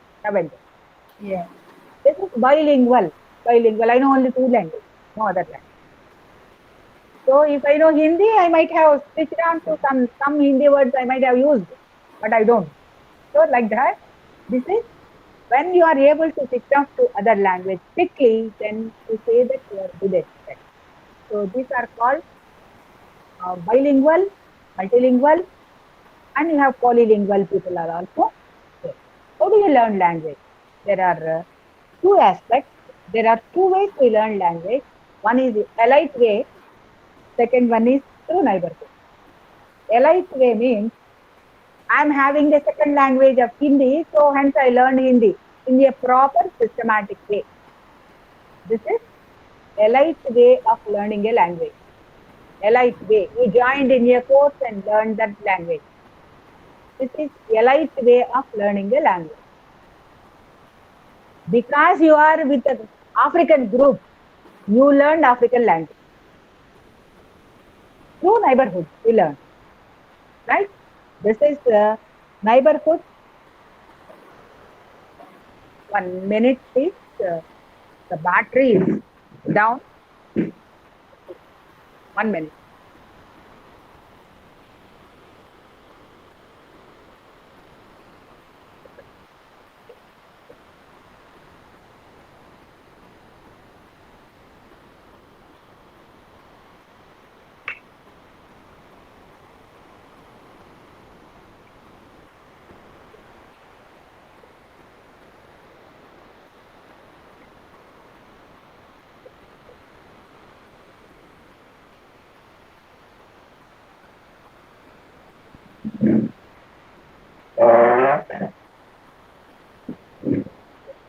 Set up again a change in the system. Okay. This is about the multilingual context. So I can learn by a light way or through neighborhood. And research shows that the multilinguals exhibited some of the special traits. Multilingual people, they have a substantial long-lived cognitive, social, personal and academic proposition. They are very intelligent. Multilingual people are intelligent. The research showed that. You know, P.V. Narasimha used to have many of our scholars.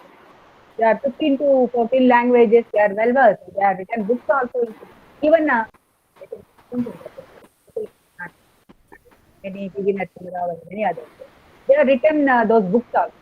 So people who are having this cognitive psychology says multilingual people are intelligent. Multilingual people are good at so they exhibited the enrichment, cognitive skills are more in multilingual state. Okay. So this is and there is also a lot of what I can say is commotion about the when to start the second language in a school. This is also a lot of research is going on, and those things are being given here. Okay. Yes, ma'am. So you can read from the multilingualism. You can read from the textbook. So, a lot of research evidences are there about regarding multilingualism. Okay. Then the last unit of that is regarding the language and speech disorder. Language and speech disorder.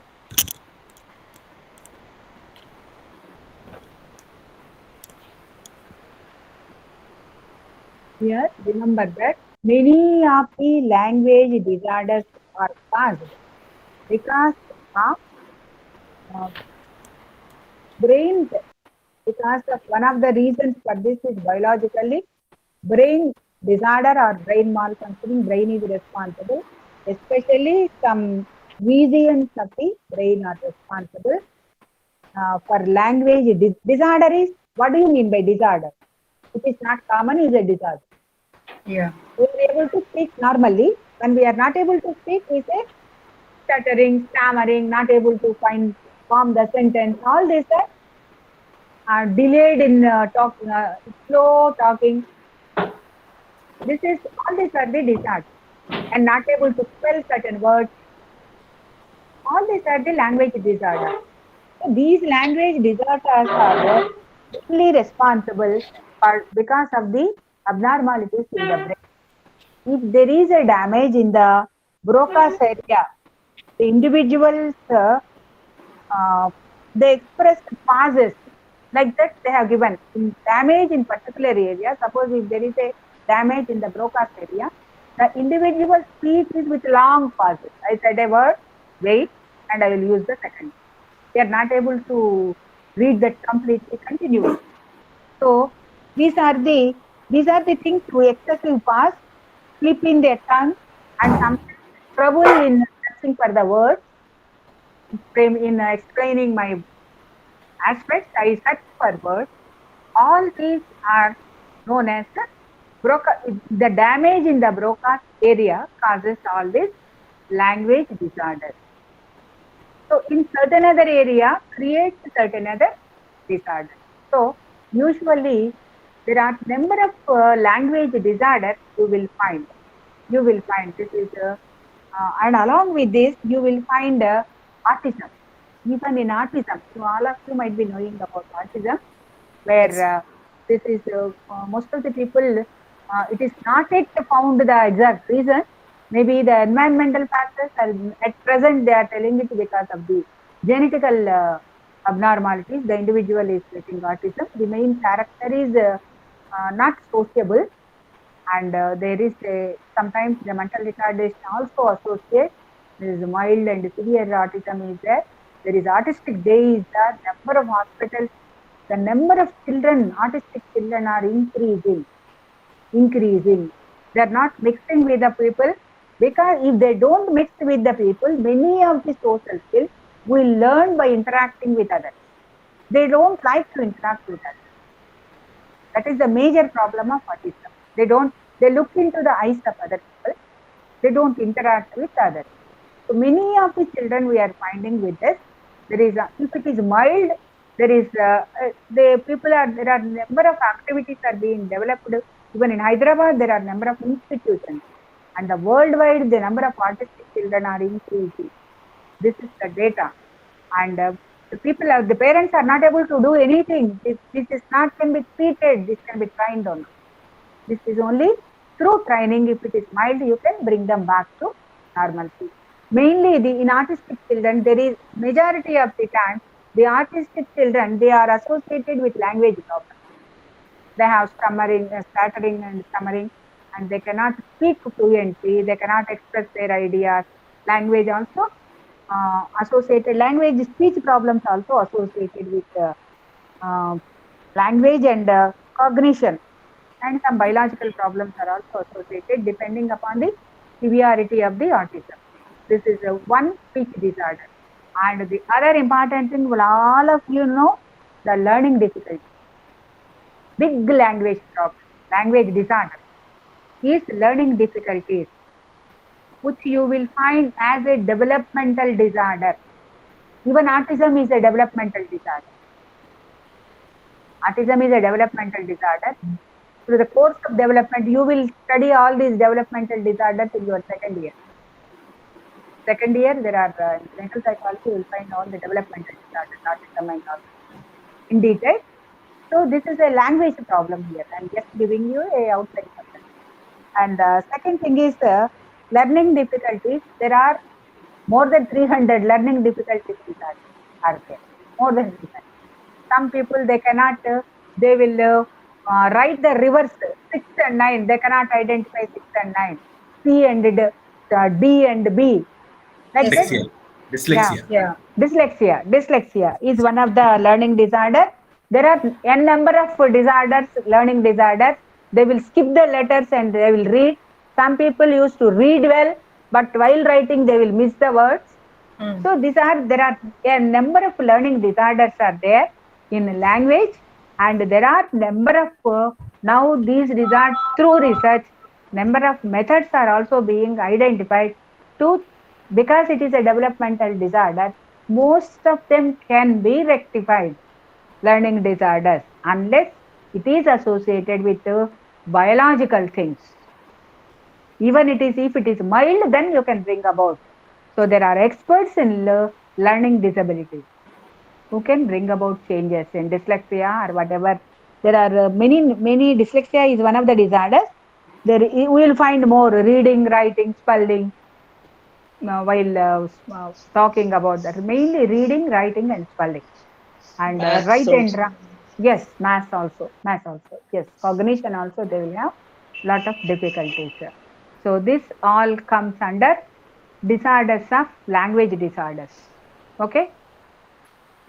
And the Alzheimer's disease, Alzheimer's disease also is, Alzheimer's is only you will find in elderly people because of the this is because of the neural damage in the brain, The Alzheimer's disease damage in the cortex area of the brain. This is mainly because of the damage in the cortex area.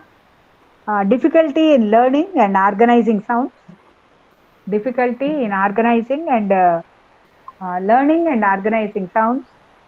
And sometimes impairment of ability and memory, motor task, and all the things will happen. Alzheimer's is related to the brain damage. This comes with age.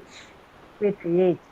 So there is no cure for that except prevention. By that they are practicing certain activities. If you make the neural network more active and stimulating, then it may reduce. If it is biological, nobody can help. Okay. So this is about all the disorders related to language. So we have completed the third unit. I will finish the fourth very quickly within your time. Within your time, because the problem solving is everybody is doing every day. Everybody is having the n number of problems. We are having problem even today attending this class. Access many of the things and attend the class for 4 hours. It is not a joke to attend for 4 hours. That's what I am telling to sir also, Prasad Babu also. So it is very difficult to keep your attention for 4 hours. I can speak, but what about the listeners? It's very difficult. So sir said that's why I had one break between 2 hours, after 2 hours, because there is no other alternative for us. And that's why we are following this method. So problem solving is a regular process we will do. It is an everyday process of to reach our goals. We have to solve. Our goal is to attend the class.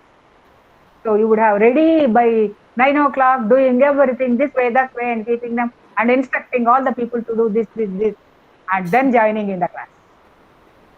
This is the problems which you will come across. You have solved yourself and you joined in the class. So everybody has to, mainly for reaching a goal, we have to go in the problem. So to find a way. So this is cognitive psychologist says the problem solving consists of how do you solve our problem? How do you solve our problems? They have given so many things. Some problems are easy to solve, like joining in the class. The problems are easy. If you can't join, you will just switch off and you can do your work. Nothing is there. It's not a difficult problem, but not the life's problems are not that much easy. Okay? Yes, there are n number of problems which are very difficult. We cannot switch off that. Yes?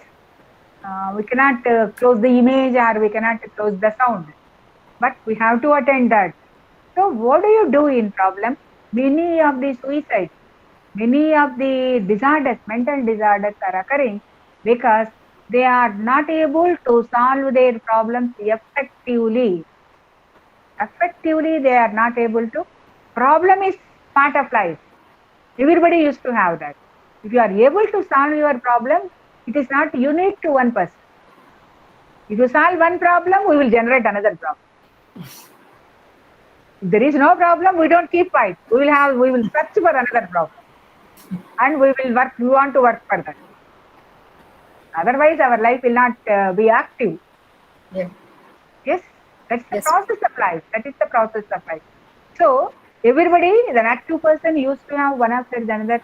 If the goal is reached, immediately another goal arises. And we will search to solve this problem. So, in this process, how do you solve our problem? There are certain problems which we create. There are certain problems which are imposed on us by the environment. Whatever is the type of problem we are getting, we have to solve it. There is, if we try in one way, we will start to try to solve the problem. We may get the solution or not. We don't get the solution, we will go to the other method. When there are n number of problems, there are n plus 100 number of ways to solve the problem.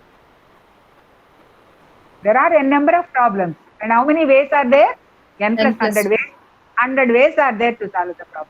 No problem is without solution. No problem is without. So don't think that every problem will have solution. Yes. If I don't get this solution, I will go for the other solution. To go on trying for that. Go on trying for that.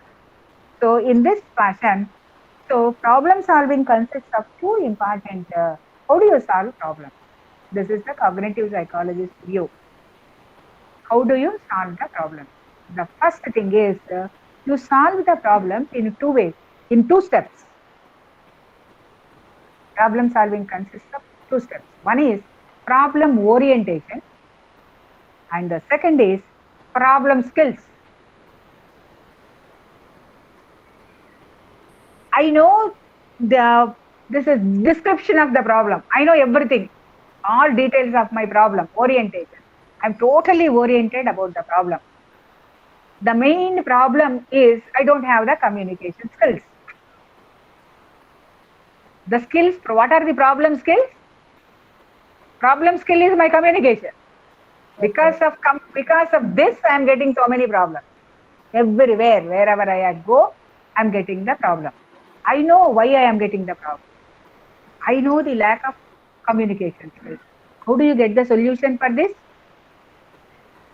To improve the communication. Yes, you have to learn. You have to learn the skills which are required.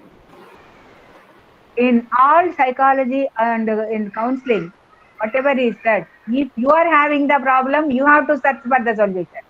Yes. Don't say that if other changes, I will also change. No, my problem solved because of the change in other person. No, that will never think. Because you are having problem, you have to change it by learning the skill, by changing the environment. That is also in you. That is also a skill. That is also a skill. Remember that whether it is a social problem or whatever is the problem, you have to, in all counseling, how do you face this challenge?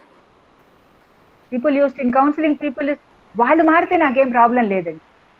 వాళ్ళు కాదు కదా, నువ్వు కదా నా దగ్గరికి వచ్చావు, నువ్వు కదా మారాల్సింది. How can I change him? He didn't come to me. He didn't want to change. How you have to face the challenge. You have to find a way to change, to face the challenge. So in all counseling, what we do is to prepare the person to tackle the situation. To facilitate the person. That's all we'll do. We won't help. We will just facilitate the person. You have to learn the skill. If you want to learn, you can come to me. I will teach you how to learn this. You are the person who has to apply it. I cannot apply your problem. You have to do your problem. So in all counseling, we don't give solutions. We will facilitate the person to solve their problems by themselves. We don't even advise. We don't advise. Right? Madam, but ఒక్కొక్కసారి మనకి problem తెలుసు, దానికి solution అందరూ solution type of mind set ఉండదు కదా. అప్పుడు we need suggestion from, మనకి ఎవరైనా సజెషన్స్ ఇస్తారు అని. Yes, that is the counselor's duty. You go to a counselor, he will act like a facilitator and help you to find the solution by yourself. I don't give the solution. Counselor solution ఇవ్వడమ్మా, నీకు promote చేస్తాం. నీకు solution నీ దగ్గర ఉంటుంది కానీ అది hidden గా ఉంటుంది because of your emotion and all the thing. The counsellor facilitates you and make you to understand your problem. ఏం కావాలి నీకు? ఒక్కోసారి మనకి ఏం కావాలో మనకి తెలియదు. ఎంతసేపు మన ప్రాబ్లం వాళ్ళు అది చేస్తున్నారు అని చెబుతారు. నీకేం కావాలమ్మా? నీకేం కావాలి చెప్పు. నీకేం కావాలి? ఆ గోల్ సెట్ చేయడానికి కౌన్సిలర్ హెల్ప్ చేస్తాడు. ఆ గోల్ సెట్ చేసుకున్న తర్వాత ఈ గోల్ చేరడానికి నువ్వేం చేయాలి? యాక్షన్ ప్లాన్ కి హెల్ప్ చేస్తాడు. యాక్షన్ ప్లాన్ నువ్వే వేసుకోవాలి. ఈ యాక్షన్ ప్లాన్ ఇలా డైరెక్షన్ ఇస్తాను నేను. నువ్వు యాక్షన్ ప్లాన్ వేసుకొని నువ్వేం చేయాలో యాక్షన్ ప్లాన్ వేసుకుంటావు. మళ్ళీ నువ్వే ఇంప్లిమెంట్ చేయాలి.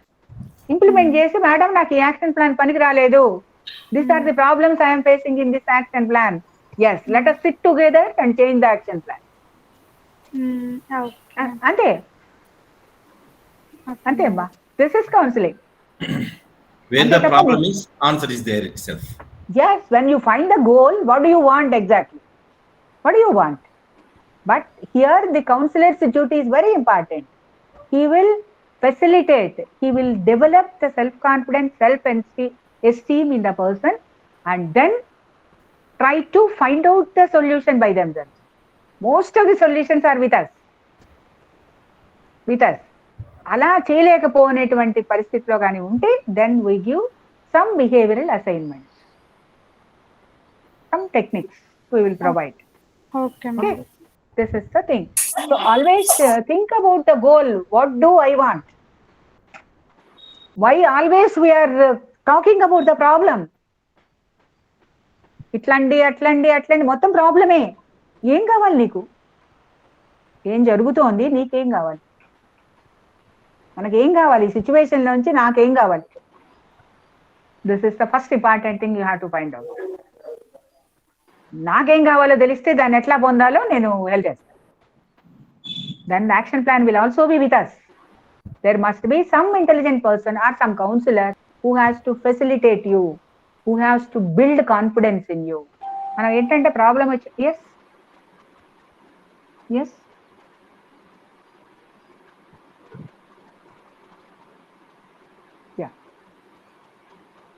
Shyam Sundar has raised his hand. By mistake it happened, madam. By mistake. Oh, okay. Right. Okay. Yeah, very good thing you are telling. Okay. Yeah, where the problem, the solution itself, it's there.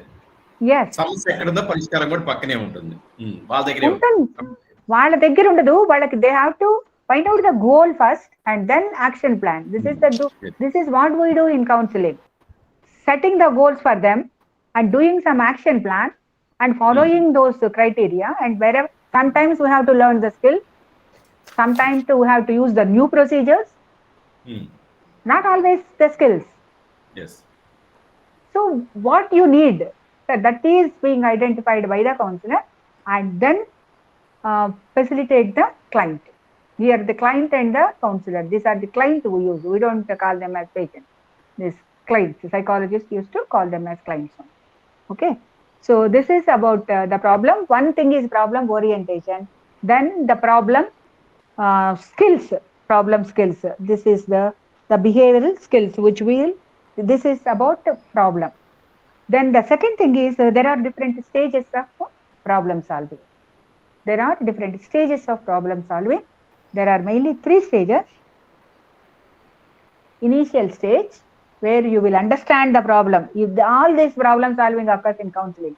So that's why I am comparing this counseling also. In initial stage, there are 2 things a counselor has to do in initial stage.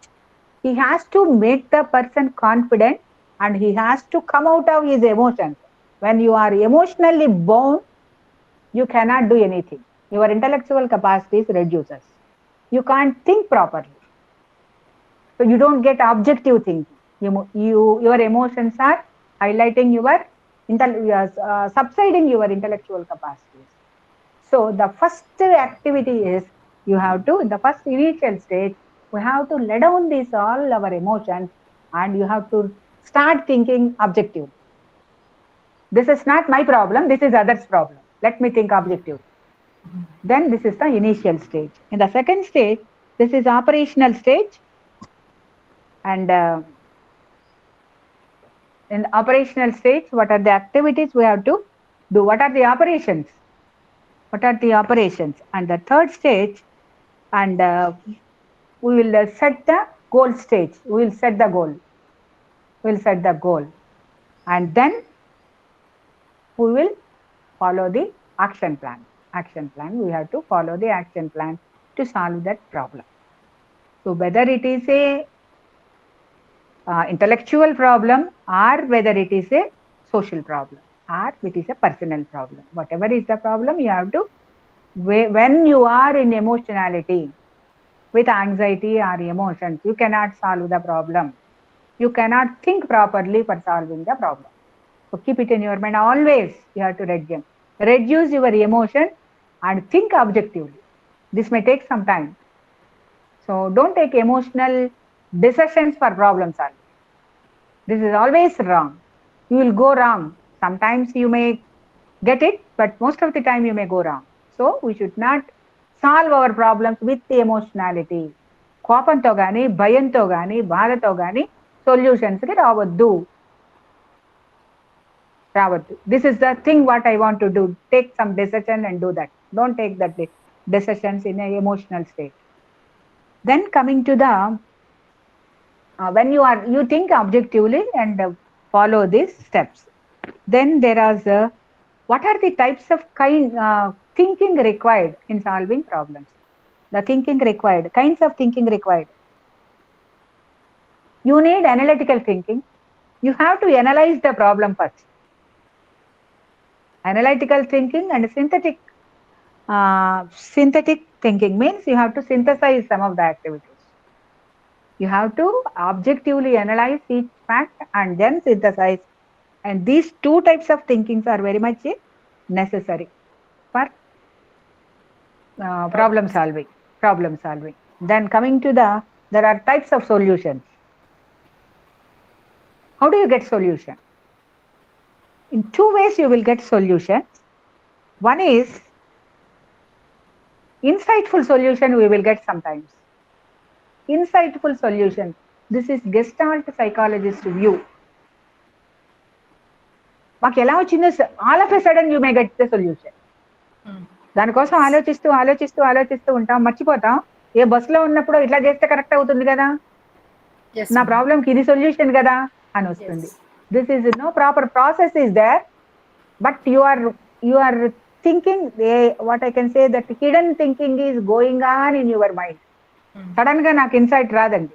ఎప్పుడు వస్తుందంటే I'm thinking but not openly. It is implicit thinking is going on. Implicit thinking జరుగుతూ ఉంటుంది. జరుగుతూ ఉన్నప్పుడు you may not get the solution. Suddenly you appear with a solution. That is called as insight solution. Always you may find. ఎంత time పడుతుంది insight solution కి? Nobody knows. Just like our research.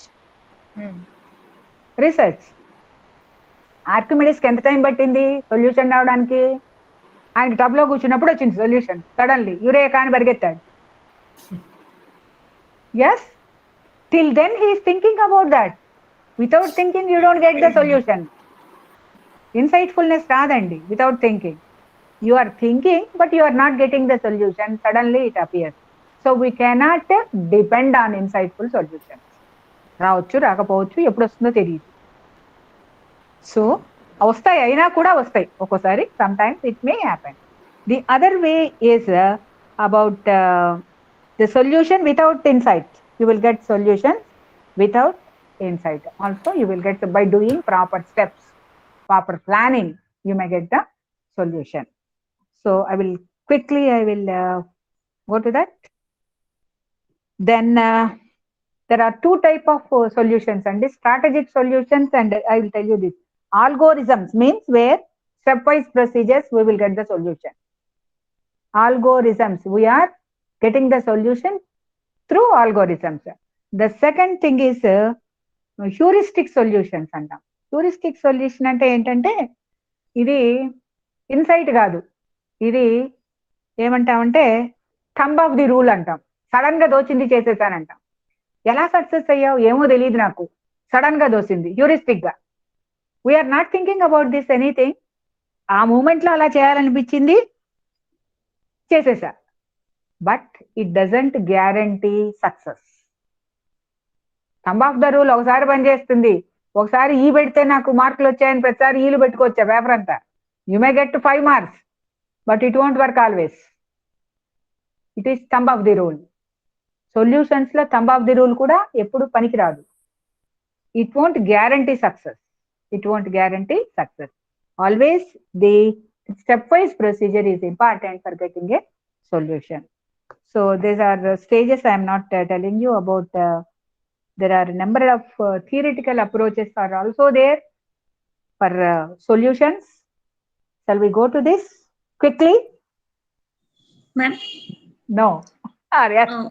What is the difference between insight solutions and heuristic solutions? Yes. Insight is when you are thinking, all of a sudden you will get a solution. All of a sudden. You are not thinking about that. Whereas in heuristic thinking, I am taking a decision of doing this without thinking anything. నాకు ఇది తోచింది వెంటనే చేసేసాను నేను. వెంటనే తోచింది చేయడం heuristic solution. దానంతట అది వస్తుంది ఇన్సైట్. దానంతట అది వచ్చేది insight. Okay okay ma'am.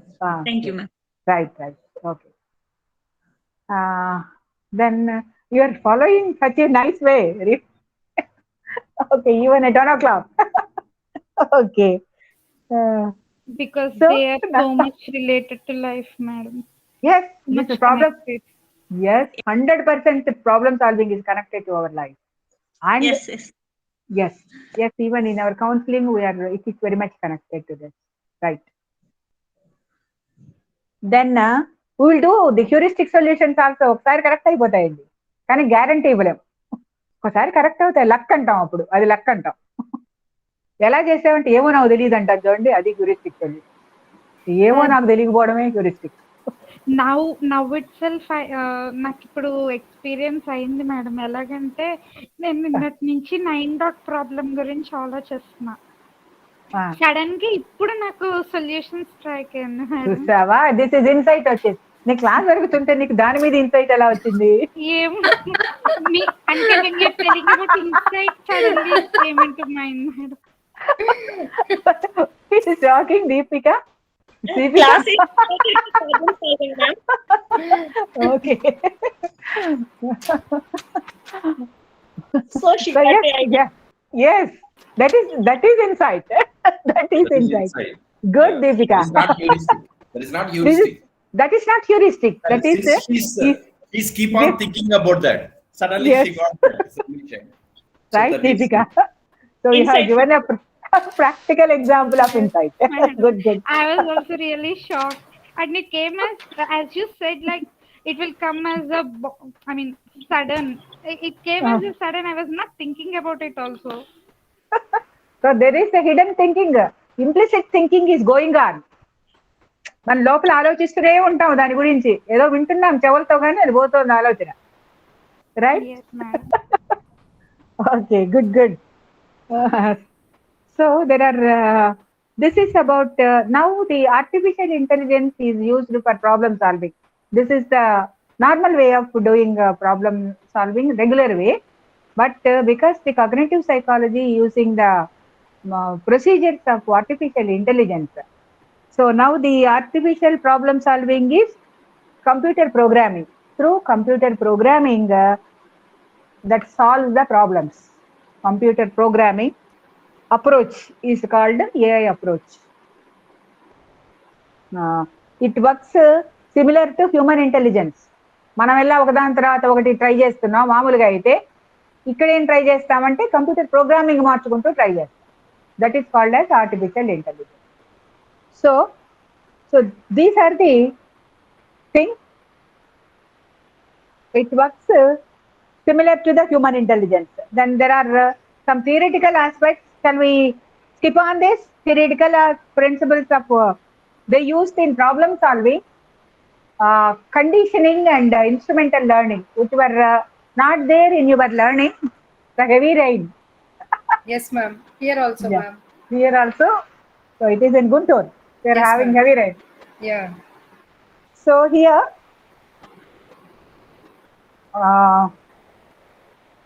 how can I? So in a traditional approach, in learning behavioristic approach, they use certain learning methods like associative learning, and mainly associative learning helps to solve some of the problems. That is their approach. And reinforcement, and in Gestalt psychology, as I will tell you about Gestalt psychology few words, and because Deepika got insight, this is mandatory. This is forced me to tell about Gestalt psychology, Deepika. This yes, is madam. This is a Gestalt psychologist approach. Gestalt is the term which means whole. It is not the scientist's name. Gestalt is not the name of the scientist. Gestalt is a German word which means whole.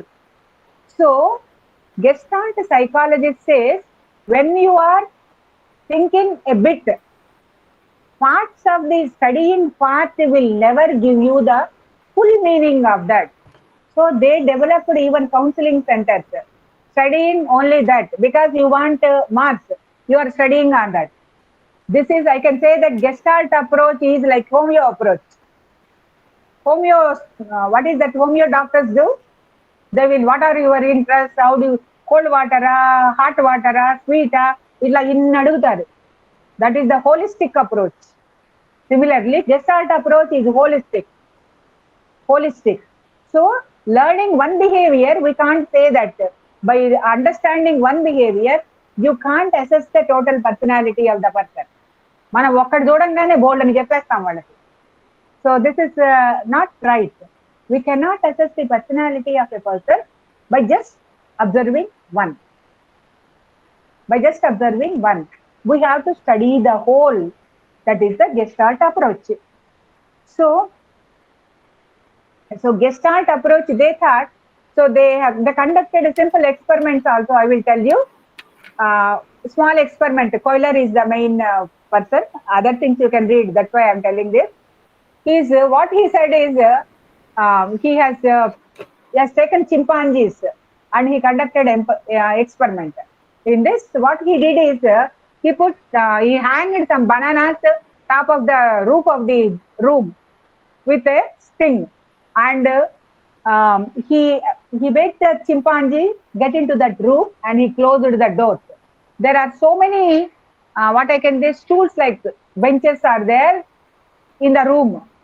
The chimpanzee wanted to pull the bananas and eat, but it was it cannot reach that.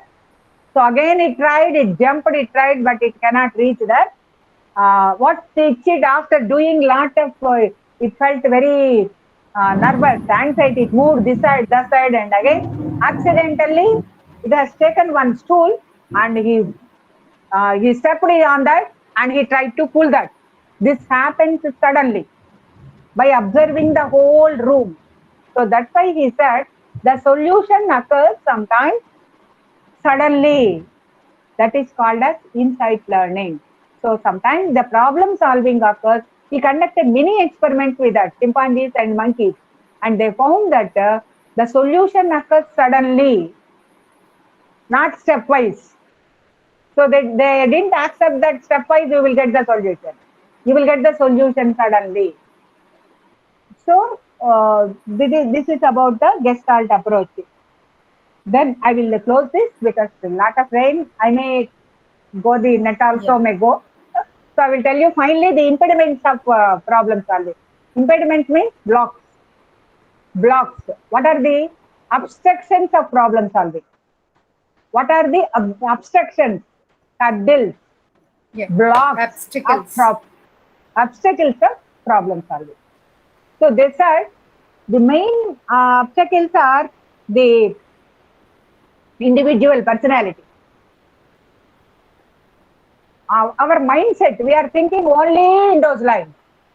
You are having a mindset of thinking in a narrow way. You don't open your mind. You are thinking for the solution only in a narrow way. That is a big obstacle. Mental cut is an obstacle. Your personality is a big obstacle. Your personality is that you want to gain the sympathy by always being in the problem. So I will tell you in this, some people are very, they need sympathy from others. Yes. Whenever you say, they said, I am suffering with this, they don't care. That is their personality. That is a big hurdle for solving problems. Yeah. They need sympathy. అయ్యో ఇన్ని problems తో ఉన్నావా నువ్వు, take care అని అందరు చెప్పాలి. Take care అని. Ma'am, can we say that as they look for validation that they are in the right place? Not valid. Yes, that may be, and they are sympathy gaining. Yes. People should say they don't look to others as though they are happy. అందరూ కూడా అయ్యో పాపం అనాలి. అరే నువ్వు సీతలాగా కష్టాలు పడుతున్నావా అంటే they are happy. So again they will follow the same route. అనకపోతే వాళ్ళు దే ఆర్ అన్హ్యాపీ అనాలి. ఎవరన్నా అనాలి, బా ఎన్ని కష్టాలు ఆమెకి అంటే they need sympathy. So they go and get the sympathy. That is a very important thing. So they go on. That is the personality of people. There are some more other personality types which are also is a hurdle for problem solving. Then inche both I am rigid personality. I don't want to change. The flexible personality can change, but I am very rigid in my outlook. I don't want to change. Then that is an obstacle for my problem solving. Really a big obstacle. I don't want to change. Proneness is very much needed at present. నేను ఇట్లాగే ఉంటాను అంటారు కొందరు. I'm rigid and they feel very happy about them self because ఎప్పటి నుంచో అదే follow అవుతున్నాను. ఎప్పటి నుంచో ఫాలో అయితే ఎట్లా change? Situation, society is changing. You have to change. You have to change. You have to adapt yourself to the society. Unless you adapt to the society, you can't be successful, you can't solve your problem. Especially cultural things. Cultural things also. Rigidity is a big obstruction for our problem solving. Rigidity is one personality type, right? So like that, many personality traits are obstructions and not flexible, and there are perceptual blocks. I perceive the things like that only. The spouse has to behave like this. This is my perception. There is in counseling, if you perceive it a little bit in another way, the things will be solved. But we don't perceive it like that. We want to perceptual blocks అంటాం. ఇంకో రకంగా చూడండి, పిల్లవాడు అల్లరి చేస్తున్నాడు, అబ్బా అబ్బా నాకు బుర్ర తినేస్తున్నాడు, చంపేస్తున్నాడు అని అంటుంటారు. Why don't you look the same situation other way, that he is a child, he is playing, let me do something and divert him and keep him into my, this we don't do. This is a perceptual block. Perceptual block. We don't want to change our perception.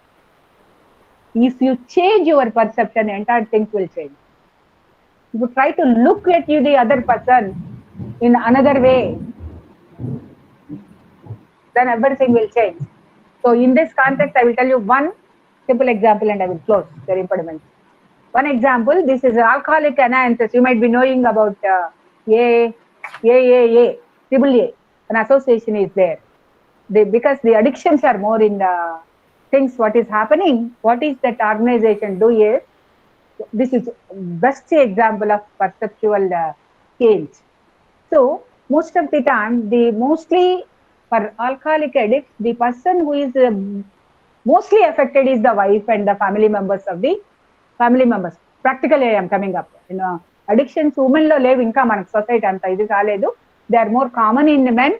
So because of the addiction, alcoholic addiction, women and the family members are being the affectors. In this scenario, what the AAA is there is a meeting, so what do they conduct? It's not a meeting.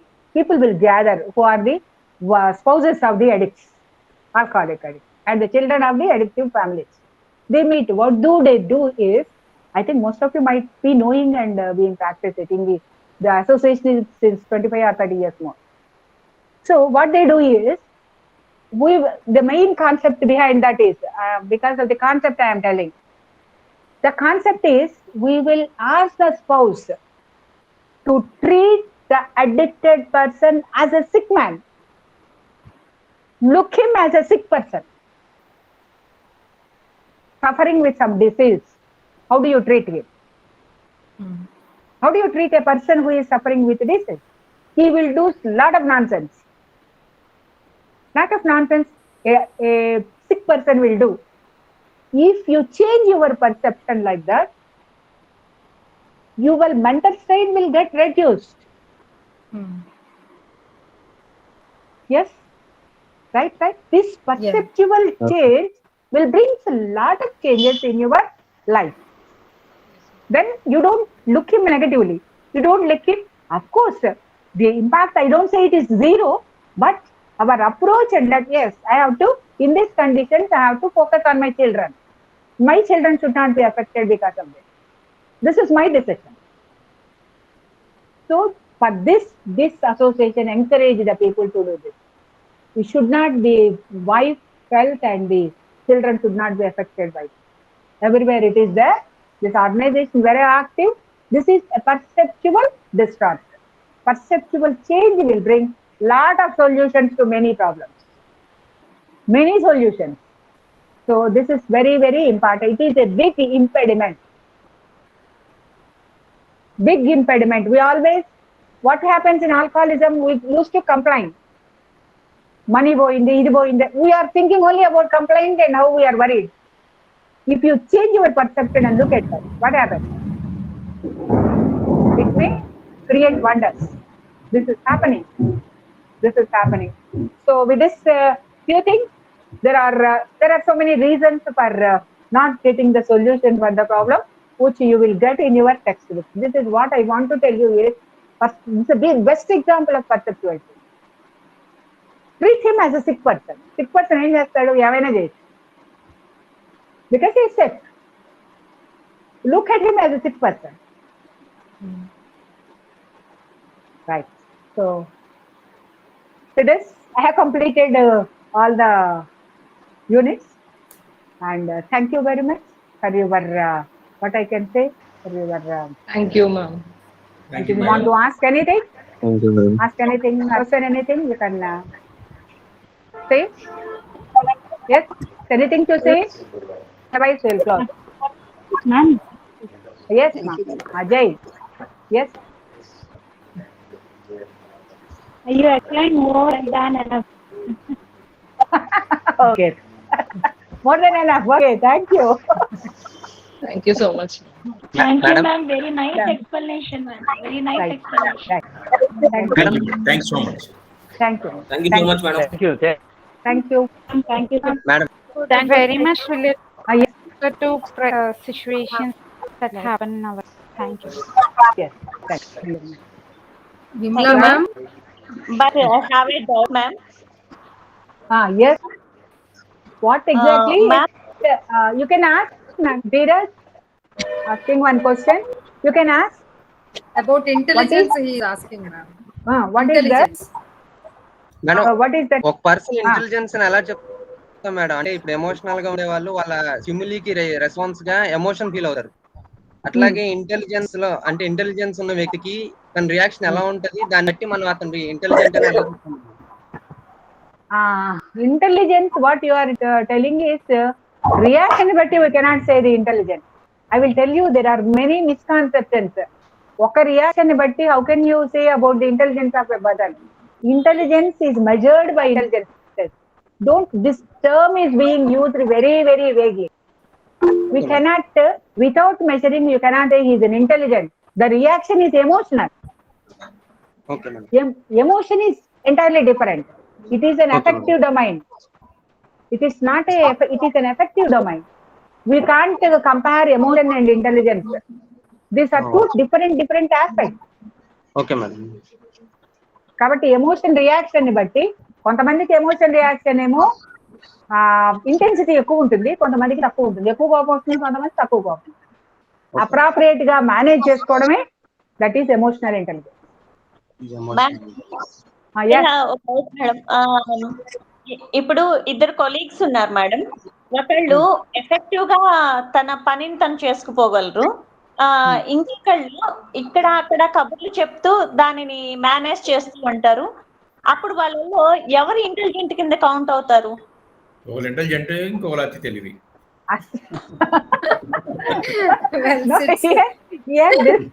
This is not about intelligence. This is, don't think everything. Why don't you want to use the term intelligence? I don't know. But you are using that term. It is not intelligent. It is not intelligent. It is what I can say. This contextual. There is we can say that one of the latest thing is contextual intelligence. We can say that. A contextual world, they are able to manage that.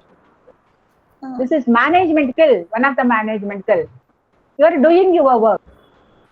Me work మీరు చేసుకుంటున్నారు కాబట్టి మీరు చాలా intelligent అని కాదు.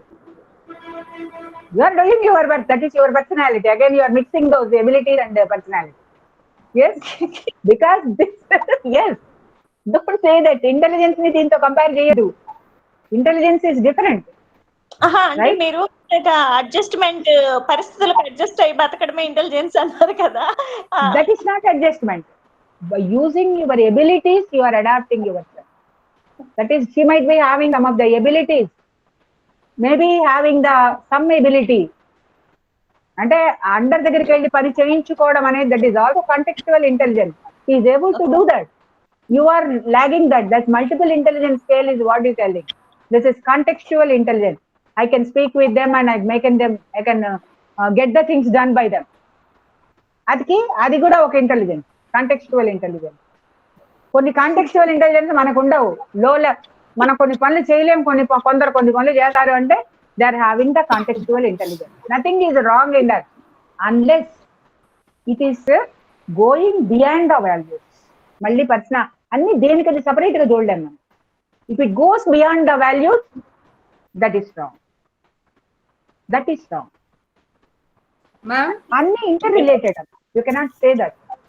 Madam, if we want to know our intelligence IQ, can you please suggest us any website? I think you are having in your practical some of the intelligence tests. These are laboratory tests and there are number of tests. Because my book anta bold and unna list my book tiyandi nenu cheppaledevi. Yes ma'am. bold and list unnai intelligence test. So depending అదే అయితే మీరు చూసుకోవాల్సింది ఏంటంటే వాటి norms, age norms, but norms ఎవరికి తయారు చేశారో వాళ్ళకే యూజ్. ఏది పడితే అది అందరికీ యూజ్ చేయాలి. I think in your practicals you are having one intelligence test. You have to do. Thank you. Right? Ma'am, before winding the session, ma'am, yes. I just want to speak just for a few seconds only. Let me. Oh, yes, you can. Really, ma'am, I'm feeling poverty of the words to express my gratitude towards you. I really just fallen with your subject with you too much. Thank you so much, ma'am. Thank you so Thank you very much, Sujata. Thank you. Me too, ma'am. Thank you. Thanks, Nana. Thanks, Sujana. very much. Thank you. Madam Thank you. Madam ఇప్పుడు intelligence అంటే ఇప్పుడు నేను అంటే నాకు ఒక చిన్న